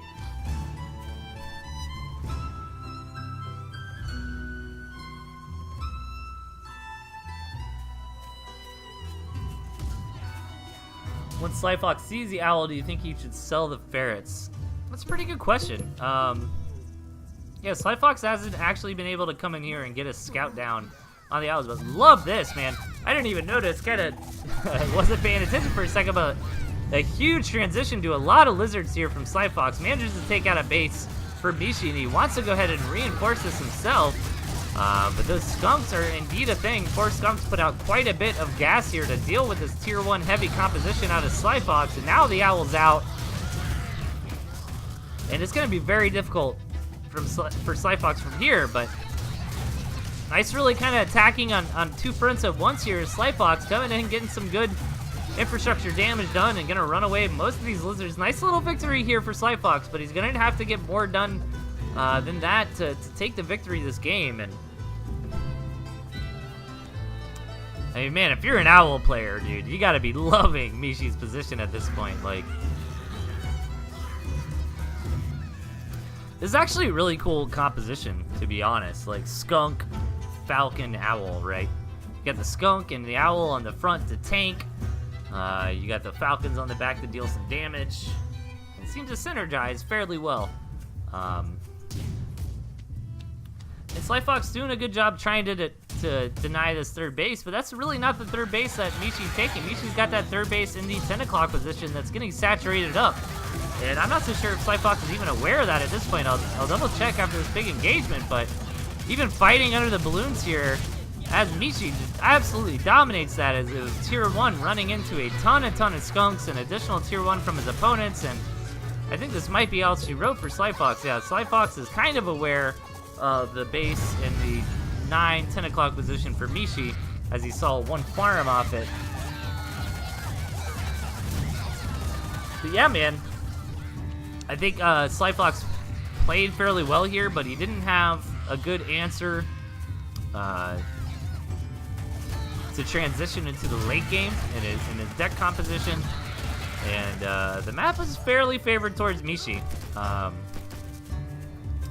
So it looks like Mishi will be sealing the deal on this game and advancing into the finals against Chip here momentarily, I would think.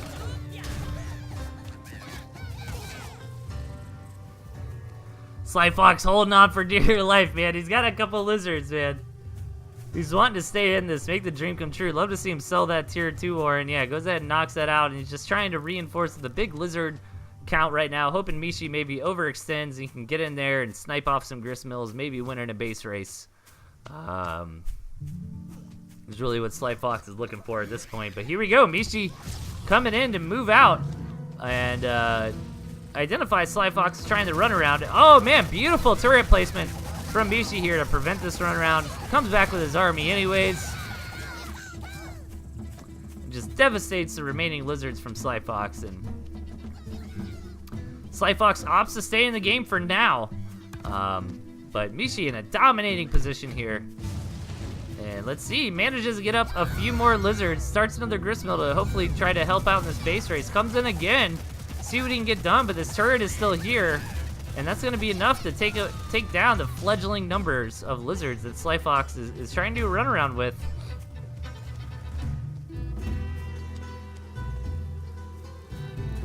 And it's rough. I don't think Slyfox made any crazy heavy mistakes this game. You know, his deck selection versus Mishi's and the map generation made it pretty rough for him this time around. It wasn't just the map generation though. I don't want to say that. It was really the deck too. Like Slyfox doesn't, you know, he's just got a few tier 1 or tier 2 and some defense, and Mishi's kind of got that well-rounded bread and butter. Like this is Mishi's not necessarily the units, but that's the split that Andy, the developer of the game, is kind of intended. You know, like 2 tier 1, 2 tier 2, a tier 3, and a defense. Pretty standard stuff. Slightfox knows that his days are numbered here. Taps out against Mishi. Great match out of both players, and Mishi will advance to the grand finals against Chip here. Slightfox has a family, sad face. Hey, what's up, Meow Kaiser?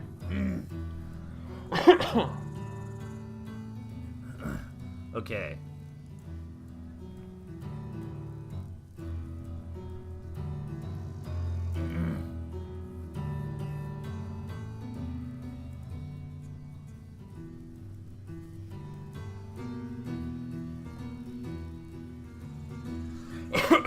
Alright, let me remake this or something.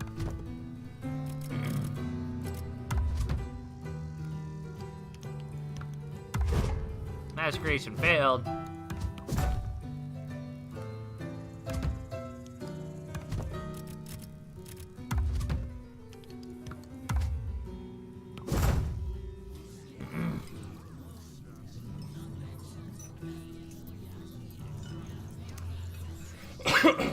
Sorry, guys. Thanks for tuning in, everybody. Actually, looks like we're going to be wrapping up a relatively good time here. We're at the grand finals here. It's going to be a best of 5 in between Chip from Space and Mishi. 2 players well known for being some of the better players in the Tooth and Tail community, so I'm super hyped up for this final match here.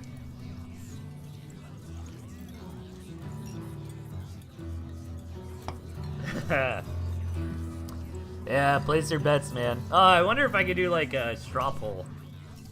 I've never done that before. Hang on. Hang on, guys. Can I do this?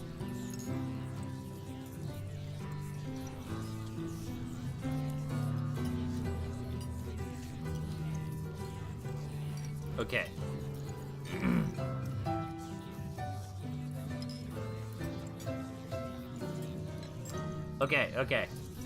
Okay, did that work?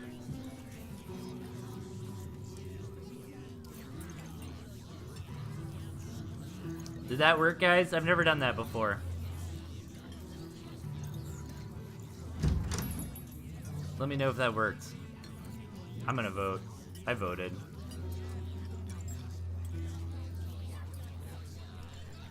Well, the votes are coming in. I guess it worked.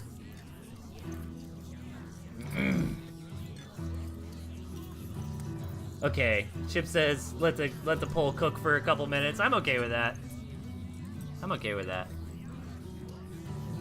Let's link the poll in the Discord too.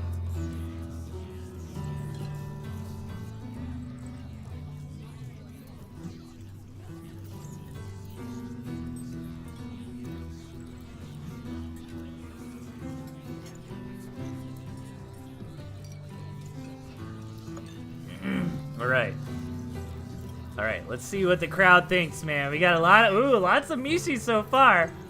A couple votes for Chip. Oh yeah, the votes are coming in. Sky Raider voted Kip. Kip for the win. You can integrate straw polls into Twitch in a way, says Pez. Yeah, I mean, that would require I know what I'm doing, and I don't. I'm just kind of winging it, guys. I mean, I've like participated in straw polls before. I've never made one before, but it was pretty easy. Oh, God. Ooh, what's a phone? Gladly bet Chip at 10-1 odds. All right, let's see what the community thinks here. So far, 11 votes for Mishi, 4 votes for Chip. Let's give it a couple more minutes. Let a couple more people vote. Uh-oh, something just happened. Hey, Pez with the bit cheer, man. Thank you. Quote me on this. Mishi will win, says Pez. So, Pez putting 1 bid on the line for Mishi. And here we go, guys. Hopping into the match. I wonder if I could, like, end the poll. I guess it doesn't matter, but... Okay, guys. I'm going to say the poll's basically over. We got 12 votes for Mishi, 4 votes for Chip. So, 75% of you... think Mishi is gonna win this match. And let's hop into it, guys. Help me keep track of the games if you don't mind. I have a terrible memory. So hopping into match number 1 here. In the 3 o'clock, we've got Chip from Space. And his opponent in the 9 o'clock, we've got Mishi. Alright, something else just happened. Oh, I need to check what that is. Oh, yeah, we'll just put it on Mishi's view, or Mishi's follow for now. Alright. Meowkaiser with 100 bits. I'm donating 100 bits to the winner. I hope Mishi wins. Hell yeah, Meowkaiser, appreciate the support, man. Alright, so here we go. So far, nothing crazy. Chip from Space opting for that 5-farm Warren opening. Actually opting for a Warren placement that's fairly aggressive here. Pretty far out onto his high ground at the edge of his territory. But Mishi went for a safe opening, so I don't feel like Chip is going to pivot this or do a 5-farm double or anything like that. And man, look at these gristmills on this map. Really kind of awkward. Hey, Ghost for the win. Thanks for the bit cheer, man. I appreciate it. Oh wait, did you have a? Oh yeah, no message. I was gonna see if you had like a Mishi or hashtag Team Mishi message or anything like that. But so far so good this game, and yeah, I mean the gristmills here are fairly awkward.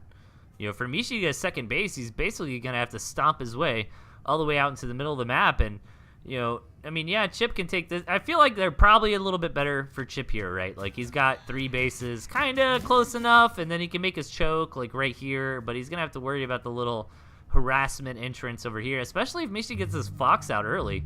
You know, Mishi's going to be able to come up, you know, through this high ground and be able to poke on that base fairly effectively. And meanwhile, I guess you could say Mishi gets, you know, like, this base here, maybe the 6 o'clock base, but those are going to be a lot more difficult for Mishi to take. And yeah, here we go, man. Mishi going for the 8-farm, 2-tier Warren into tier 3 build. And let's see if Chip scouts it. Meanwhile, Chip kind of going for a little bit more of a bread and butter approach, getting those skunks out relatively quickly with a lot of, you know, tier 1 to back it out, safe and sound, no big deal. And Chip is a pretty smart player, though. He's good at his math in Tooth and Tail. Yeah, he identified, okay, you've got some food missing here. Scouts further and is able to identify the tier 3 that has been placed down for Mishi. So I'm interested to see how Chip responds to this. I mean, I guess he's got to assume it's probably a Fox, right? Like, if you're going to rush a tier 3, it's probably going to be that Fox. But it could be a Badger, I suppose. I mean, Boar was a pretty viable, like, rush option, but I'm not so sure anymore after the nerf. But Mishi's also got the Wolf in his deck, man. I'd love to see that Wolf-Fox combo. He can manage to get it out, but Chip trying to put on some pressure here, but Mishi's got a decent turret lineup.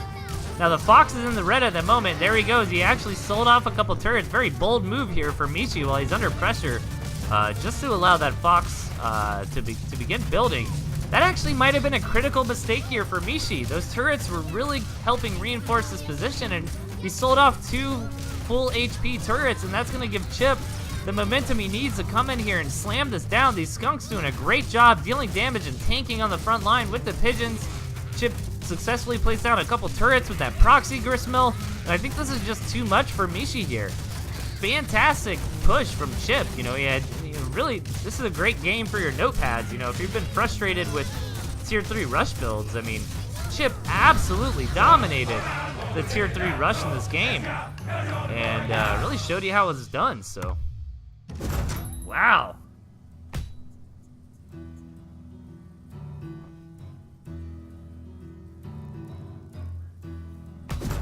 Oh, Meowkaiser and Skyraider are commenting on how Mishi was kind of going for that print F style wolf ferret fox build. Yeah, I'm sure that's what he was, but man, Chip really showcasing how you can deal with that fast tier 3 build. And Mishi's gonna change things up in match number 2 here. Okay, just for my own sanity here. Oh wait. If Mishi had a couple good MGs, Chip wouldn't have pushed through. I agree so much, Classic Metal, and he sold out. He had a couple good MGs, man, and he sold them off to get the Fox out a little bit earlier. I really think that was a critical mistake that Mishi made that game. But here we go, guys. Match number 2 in this best of 5, the grand finals of the Pocketbot tournament. Spawning down south, we've got Mishi down 1 match, or 1 game rather at this point, and his opponent in the top right, Chip from Space. Got a little bit of an island map on our hands this time around. Lots of water here, lots of bridges, lots of gristmills. And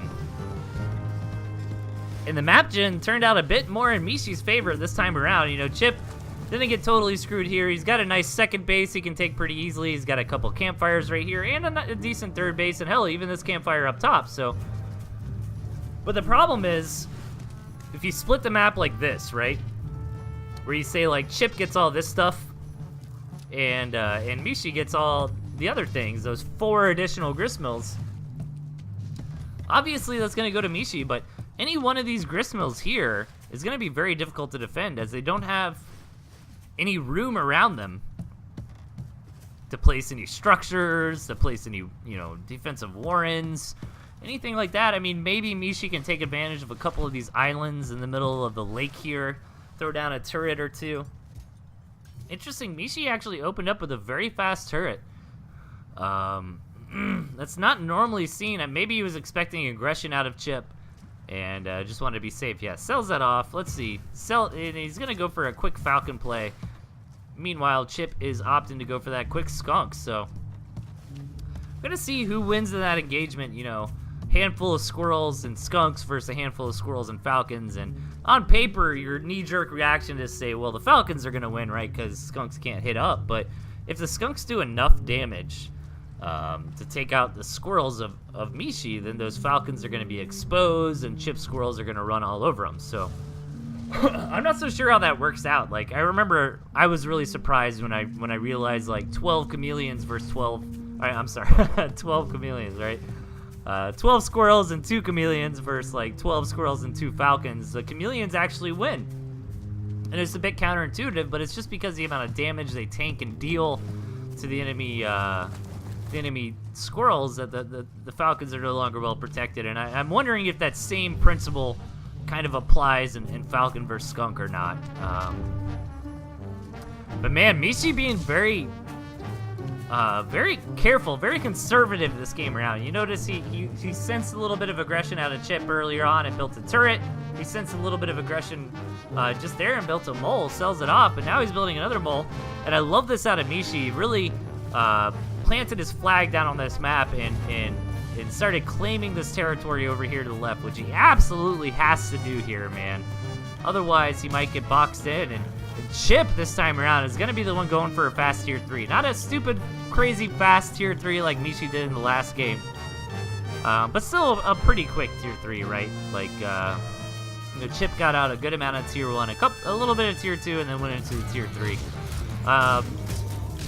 I would still consider that a fast tier 3. I feel like I don't know if correct's the wrong word to use, but like a regularly timed tier 3 would be kind of when you have the second base, you know, maybe half saturated. You have a really, really healthy tier 1, tier 2 army, and you're just like, I've got a lot of money. Let me just throw down a tier 3 Warren, you know, maybe around the 5 to 6 minute mark. So throwing down a tier 1 Warren around the 3 minute mark,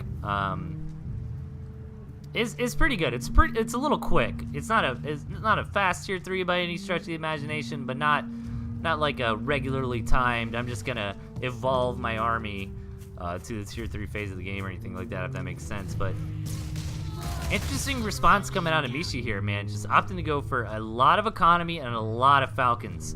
And I feel like falcons are actually very good answers to the owl. So this might work very well for him. All Mishi has to worry about in the army composition of Chip are those squirrels. If Mishi can manage to take out that squirrel front line near the beginning of the engagement, those skunks, those owls, those pigeons are all going to be very vulnerable to the ton of falcons that we see out of Mishi here.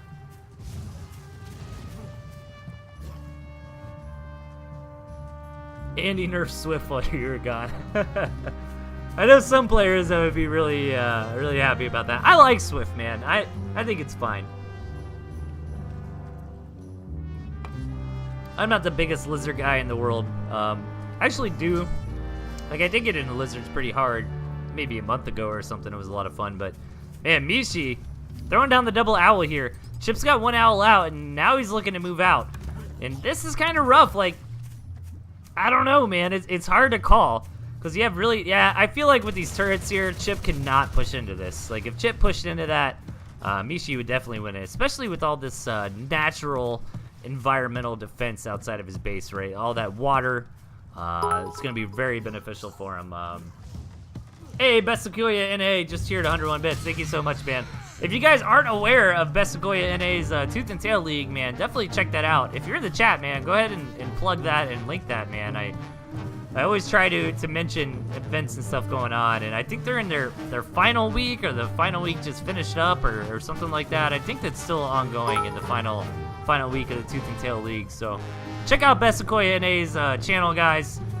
He's producing a lot of good casting. If you watch Tooth and Tail TV and you're hungry for more casting, man, definitely a lot of good matches cast over there on that channel as well. So here we go, guys. We're getting pretty hardcore into this game, to be honest. Like, we're getting into a proper mid to late game here where both players are going up to several owls.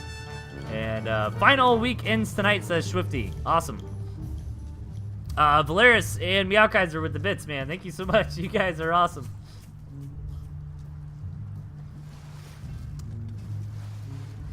So, man, we got a proper late game on our hands here, ladies and gentlemen. Mishi going for that third base, and Chip's third base should be following relatively soon.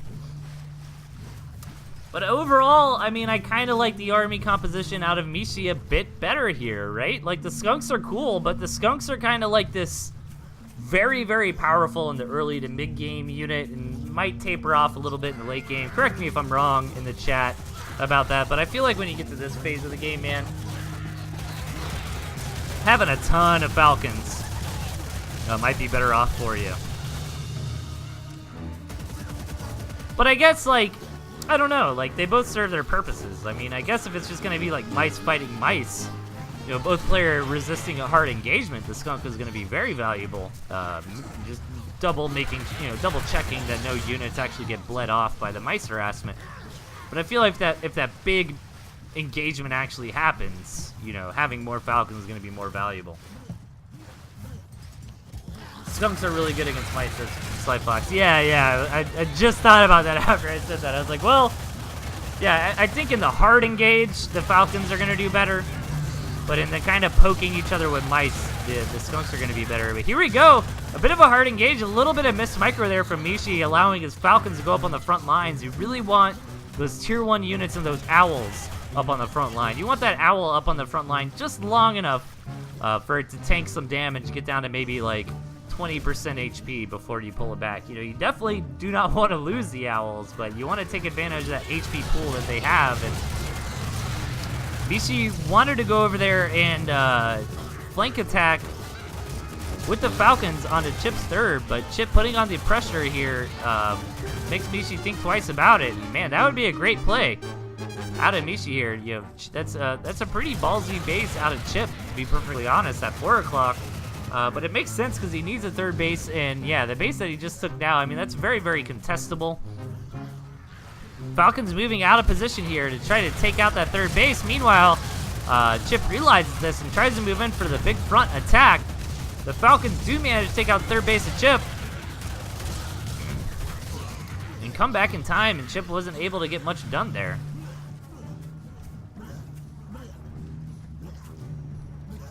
Okay, Chip won the first game. I almost blanked out for a minute. I was like, who won the first game? Yeah, I remember Mishi went for the fast tier 3 and Chip punished it. So right now, Chip is up 1-0 in this best of 5, guys. Love this little use of the mice.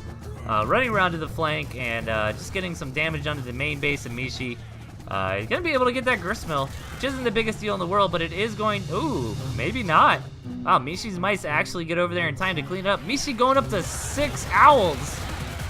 If he can possibly get there. Is this what you wanted, Andy Schatz? Because this is what we have. We got potentially 10 owls that are going to be on the board here. But hey, man, I prefer this over lizards running around and ending the game suddenly, for sure. Oh, man. I love going through all the different balance iterations. Like, I've been doing this show since September. So I've really seen, like, all the different units kind of come in and come out of the meta. And it's pretty interesting where we've ended up here. Where owls are starting to get more and more viable. And, you know, who knows? I mean, it's literally day 1 of the patch. The patch just came out a few hours ago.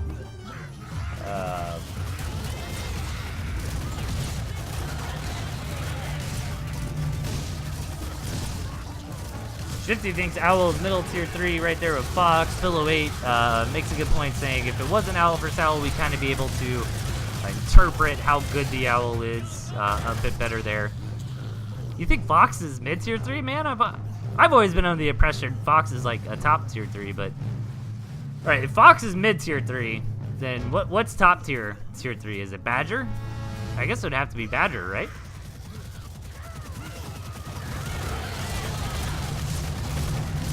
Pillow 8 with the dead meme. Show me the way. Dude, memes die so fast, man. When does that get decided? When we're just like, yeah, Tide Pods aren't cool anymore. It's like 3 weeks or something. Like memes are cool for about like 3 weeks. I don't know.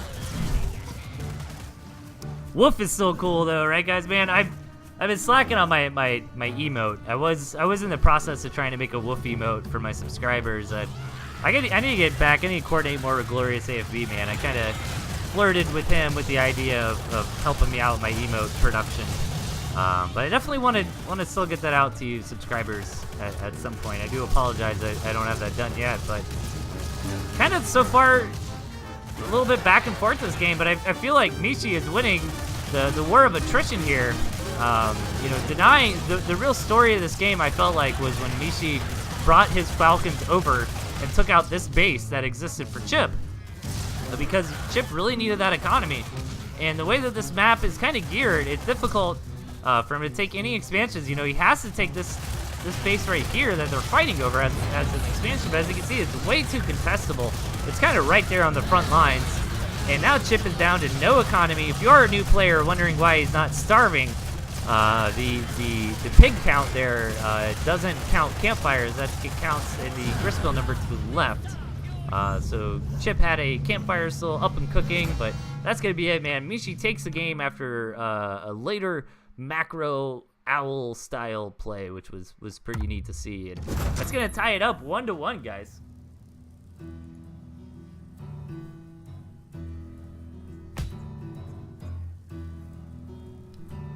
Okay, it's 1-1. Help me remember, chat.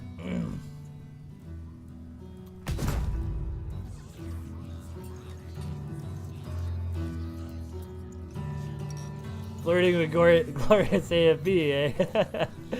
Hey, you know how I do. All right. I wonder if you have any updates from the survey here, or that's about bled out. Yep. That's bled out. So 75% of people who voted think Mishi is gonna win this. Currently tied up 1-1. Hopping into game number 3 of this best of 5. Spawning on the right, we've got Chip from Space. And his opponent to the left, Mishi. Interesting decks out of both players here. Both players opting to run the Ferret, which is pretty interesting. I guess we did see a lot of turret play last game. Ferret, obviously a good answer to that. But Mishi's build's a little more my style, man. That Fox play, the Ferret play, the Chameleon. And Chip going for it. I've actually seen Chip running this build or something similar, maybe barbed wire instead of turret, you know, on his stream. It worked out well for him, but the board got some pretty significant nerfs lately, so I'm interested to see. You know, a lot of times, again, it's one of those weird things where it's like on paper, you think the Fox player is gonna win, right? But I mean, man, there are some pushes from the board that I've seen Fox players absolutely get overrun. I think What's a Phone was talking about how he submitted a replay against Frog or something where he beat a Fox play with the board or something like that. I was disappointed we weren't gonna stream it, so.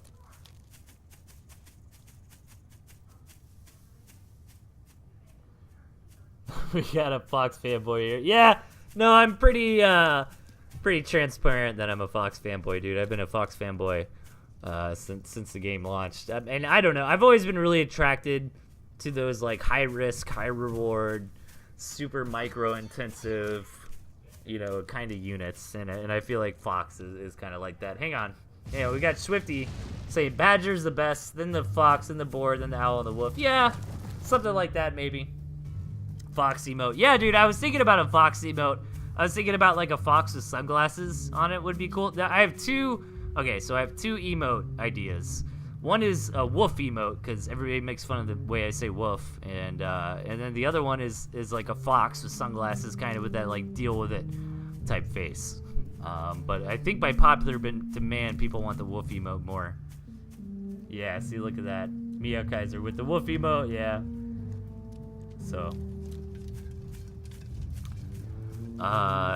Nothing super crazy this game. Mishi getting a very quick second base here and going for that fast tier 2, but Chip going for a fast tier 2 as well, and he opts to go for the ferret as his first tier 2, which I've heard Chip kind of shun on his stream, saying you know typically rushing ferret first is a bad idea, but I guess it kind of makes sense as he's played a lot against Mishi in this series and noticed how much Mishi's been relying on these turrets.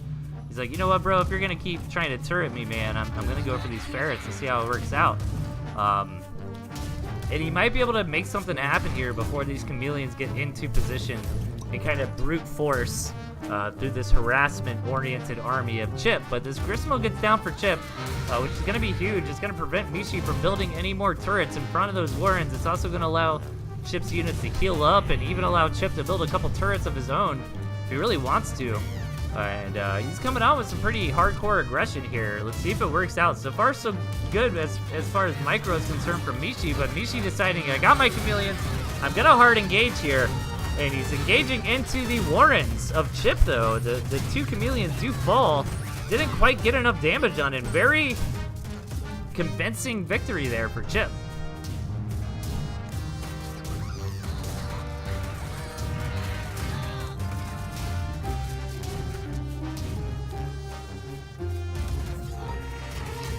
Wait, are owls considered good now, says Zeno? We don't know, man.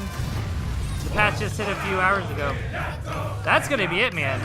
Mishi overextended with his chameleons a bit. He kind of got baited because, again, it's like that on-paper type thing where, you know, yeah, ferrets should be better or worse than chameleons, but the defender's advantage with the Warrens really helped Chip out there.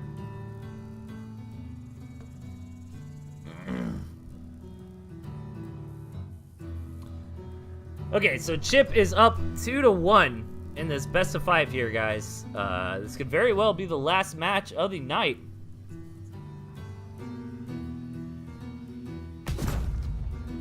Oh yeah, the series isn't over. It is a best of 5, guys. I see some people in chat like GG Ibishi, but no, it's 2-1. Chip needs one more victory here to win the grand finals.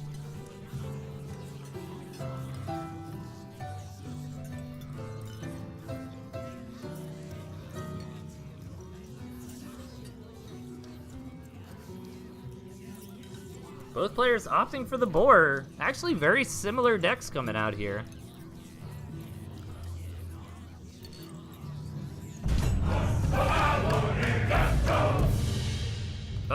Oh, sorry guys.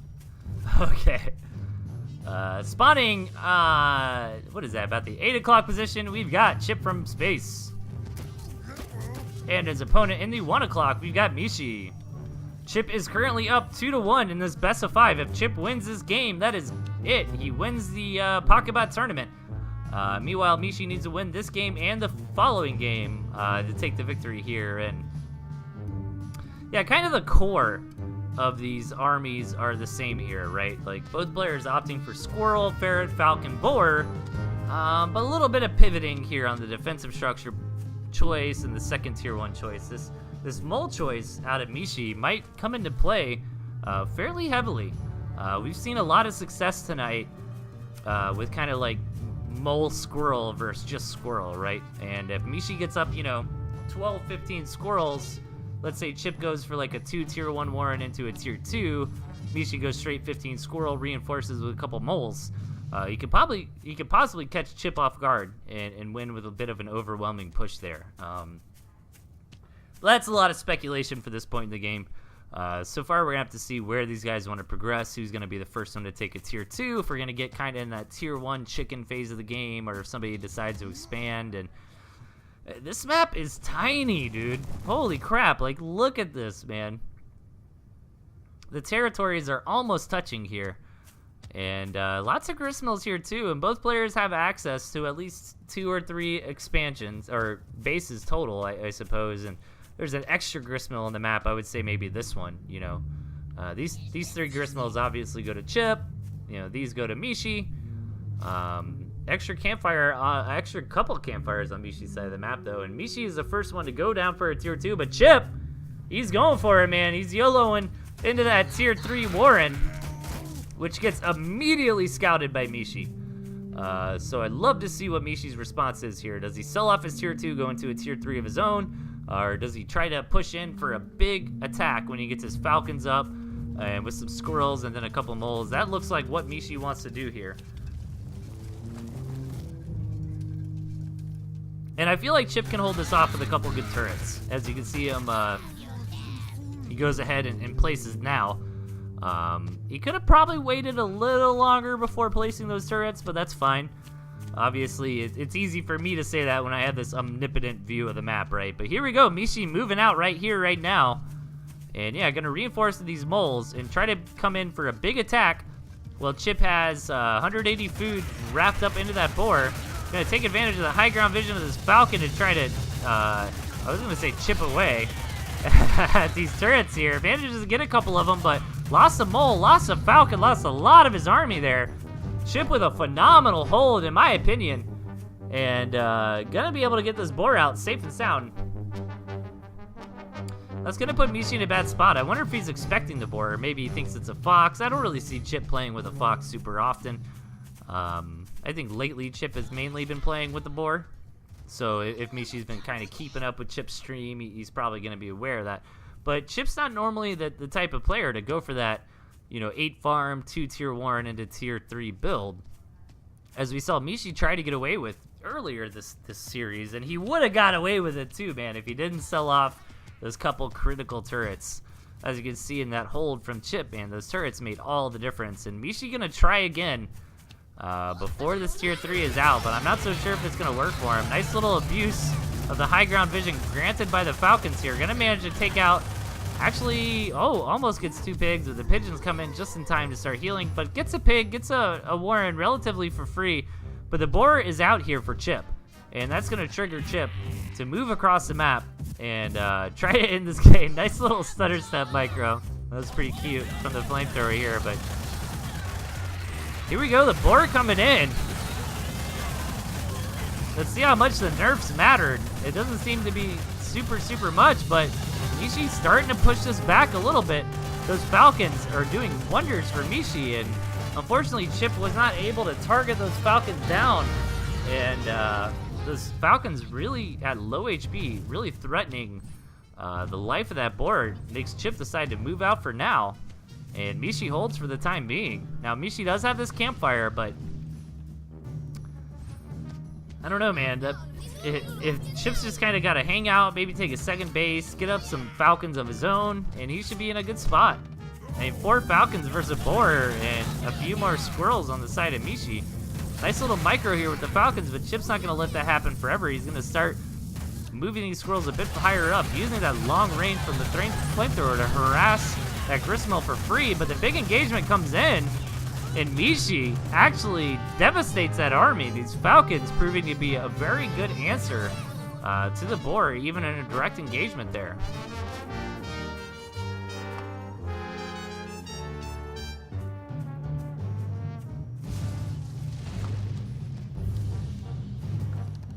Mishi focus fired the squirrels in order to keep his falcons alive, says Zeno. Yeah, that's a good point, man.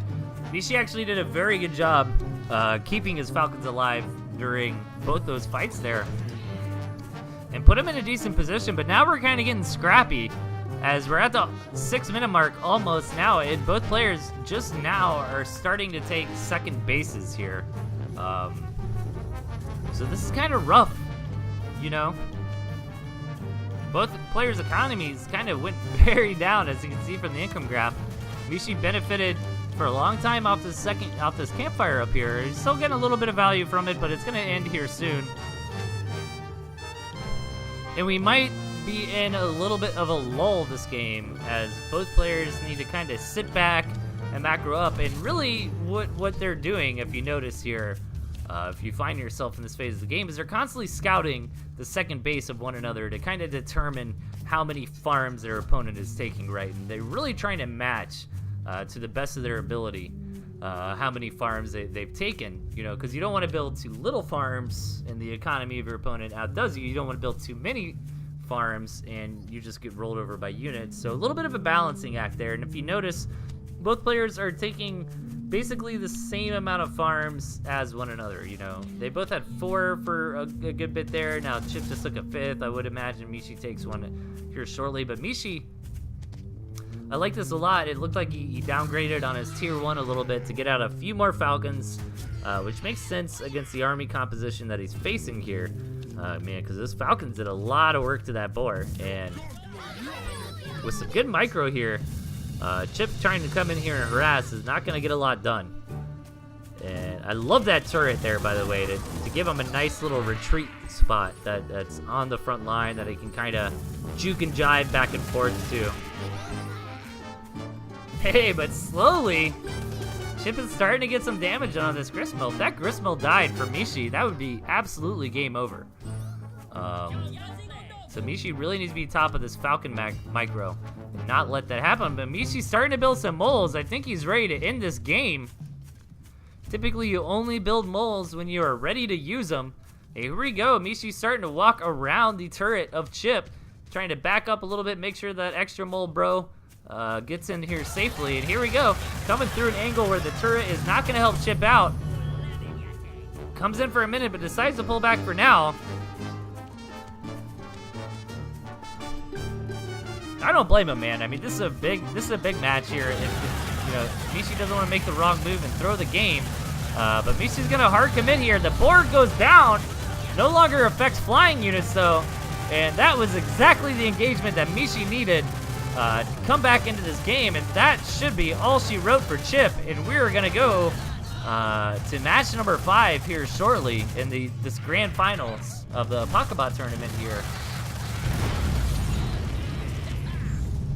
Fantastic.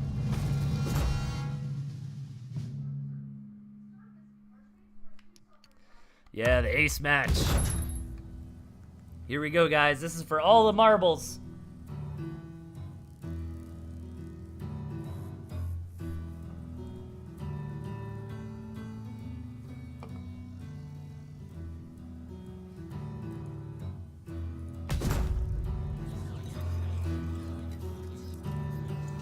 Let's see what these players decide to pick for their final deck compositions here.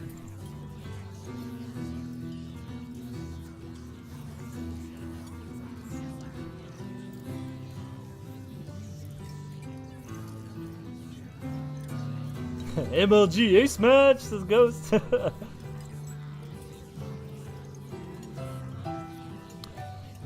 Sky Raider says you can probably just kill most people before Falcon Ball becomes unstoppable in response to Premium Bow. Kind of wondering how to beat Falcon Balls. Yeah, and also, you know, don't forget about the Fox, the Badger, units like that. Even Snakes are all pretty good answers to the Falcon. I mean, Fox just one-shots Falcons, man, so.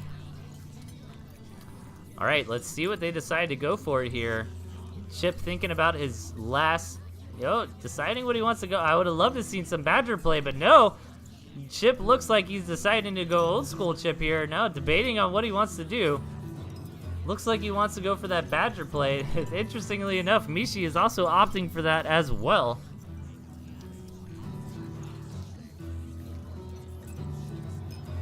Pretty intense match. I don't really have the stream on a delay or anything like that, so we're just kind of using honor system here, as these nerds aren't going to stream snipe and see what each other are going for.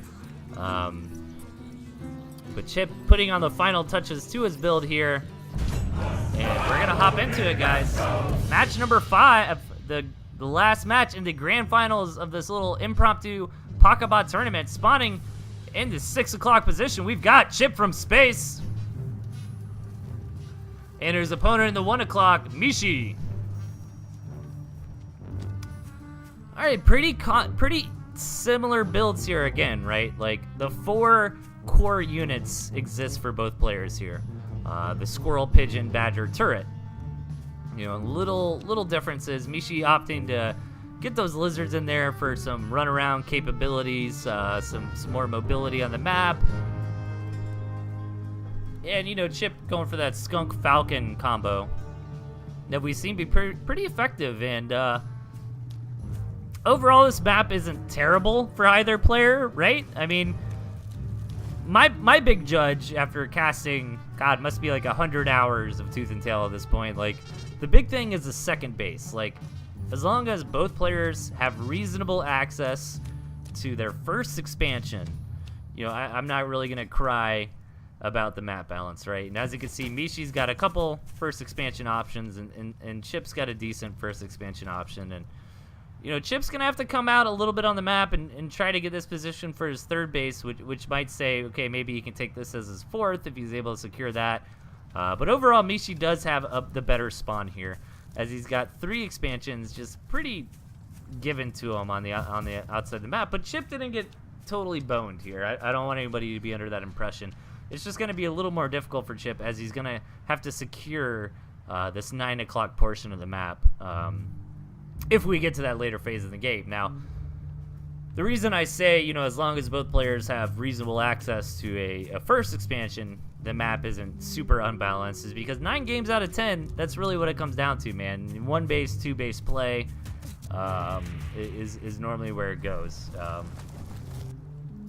So overall, not so terrible. I mean, I feel like both players have access to 4 total bases here. It's going to be a little more difficult for Chip to get those 4 bases, but really, I mean, it's kind of a double-edged sword, the base positioning Mishi has here, right? Because, yeah, these 2 bases, this one on the high ground to the left, this one on the island to the right, are going to be easy to take, but this base is not going to be easy to take at all on this low ground here, because that's going to be the line. Like, the line is going to be drawn kind of where this tree and this bridge is, right? So that's going to be very contestable by Chip. Meanwhile, if Chip can kind of secure the side and put up a decent line right here, he should be okay. So, I don't know, a lot of nuance on this map. Lots of water, too. A little bit of high ground here and there that can really change the outcome of fights. So we'll have to see how that comes into play. But Chip going for that Tier 3 off 1 base around the 3-minute mark again, which, again, isn't the fastest Tier 3 in the world, but it's still a relatively quick Tier 3. And the Badger is a pretty good choice to go for in doing that, man. If Chip micros this Badger correctly, it can do absolutely an insane amount of damage to Mishi here. So no matter how you try to spin it, Chip has a crappy position, says Shifty. Yeah, Mishi does have a better position, man, but I feel like as long as Chip can secure the left side of the map, he should be okay if the game goes that long. But I feel like we might not even get out of 2-base play, so it's hard to conject there. Mishi does have an advantage on this map, but it's not like an insane advantage like we saw the games like Sly Fox versus Mishi, for example, where Mishi had like he had like access to 4 bases when Sly Fox only had access to 1, so not super unbalanced like that or anything. But yeah, definitely a little bit of an edge towards Mishi. But Mishi gearing up to try to do a little lizard run around attack here. Not going to work out though, as Chip is on top of it, and that little moat around Chip's base is going to help him against any counterattack shenanigans like that. But Badger is bought and paid for at this point from Chip, and it's almost out here on the board. Mishi trying to take advantage of Chip being a bit out of position, and actually comes in and forces Chip to sell that Tier 3 Warren. Oh my god. Mishi lost a ton of lizards to do that, but that Badger was about to pop out, man, and Mishi was going to be in a very bad spot. Now Chip has this opportunity to counterattack. As long as Mishi can hold on and not lose right here, right now, he's going to have a Badger and Chip won't, and be in a fantastic position. Wow, that was really well played from Mishi. Wasn't insanely cost effective, but prevented that Tier 3 unit from spawning, which was absolutely huge.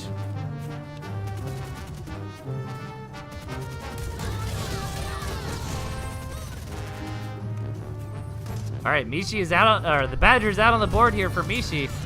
And the micro is going to begin. Mishi decides to take a hard engagement. Skunks are here for Chip.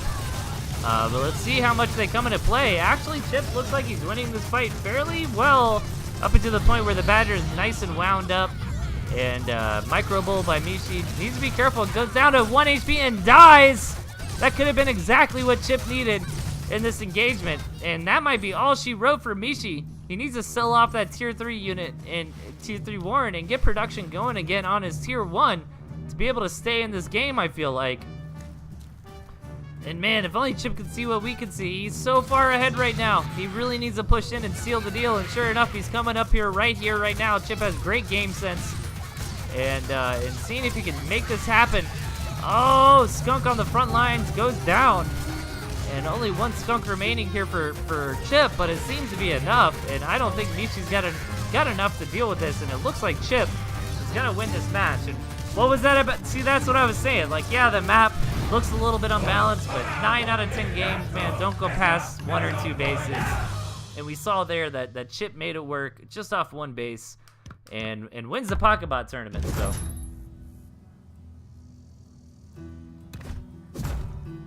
All right, guys. That was a lot of fun, man. Thank you so much, everybody, for tuning in. Big shout out to Massive Stealth for helping me scramble for some content. We actually had a lot of guys that joined the Pocketbot tournament. Were willing to do show matches for me tonight. Valeris, Sly Fox, Mishi, Sky Raider, Pillow 8. What's a Phone even said he would. So big shout out to all you guys helping me, man, with some last minute content. But I feel like we did a good show tonight. If you submitted replays, I had a large backlog, man, of like 30 or 40 replays. We're not going to get to those, unfortunately, as a new patch hit, and I always try to keep the show on the current patch content. So I got to dump those in the trash can, unfortunately, guys. But I don't have any content at all for Thursday night's show, so please play some Tooth and Tail, man. Shoot me some replays at ToothAndTailTV@gmail.com so we can put on a great show on Thursday night. And good job for Chip for winning that tournament. Big shout out to everybody who participated. Obviously, Chip, Hercrust, Valerius, Darius Hart, Mishi, Pyle, What's a Phone, and Shadow Prince, or aka Sly Fox.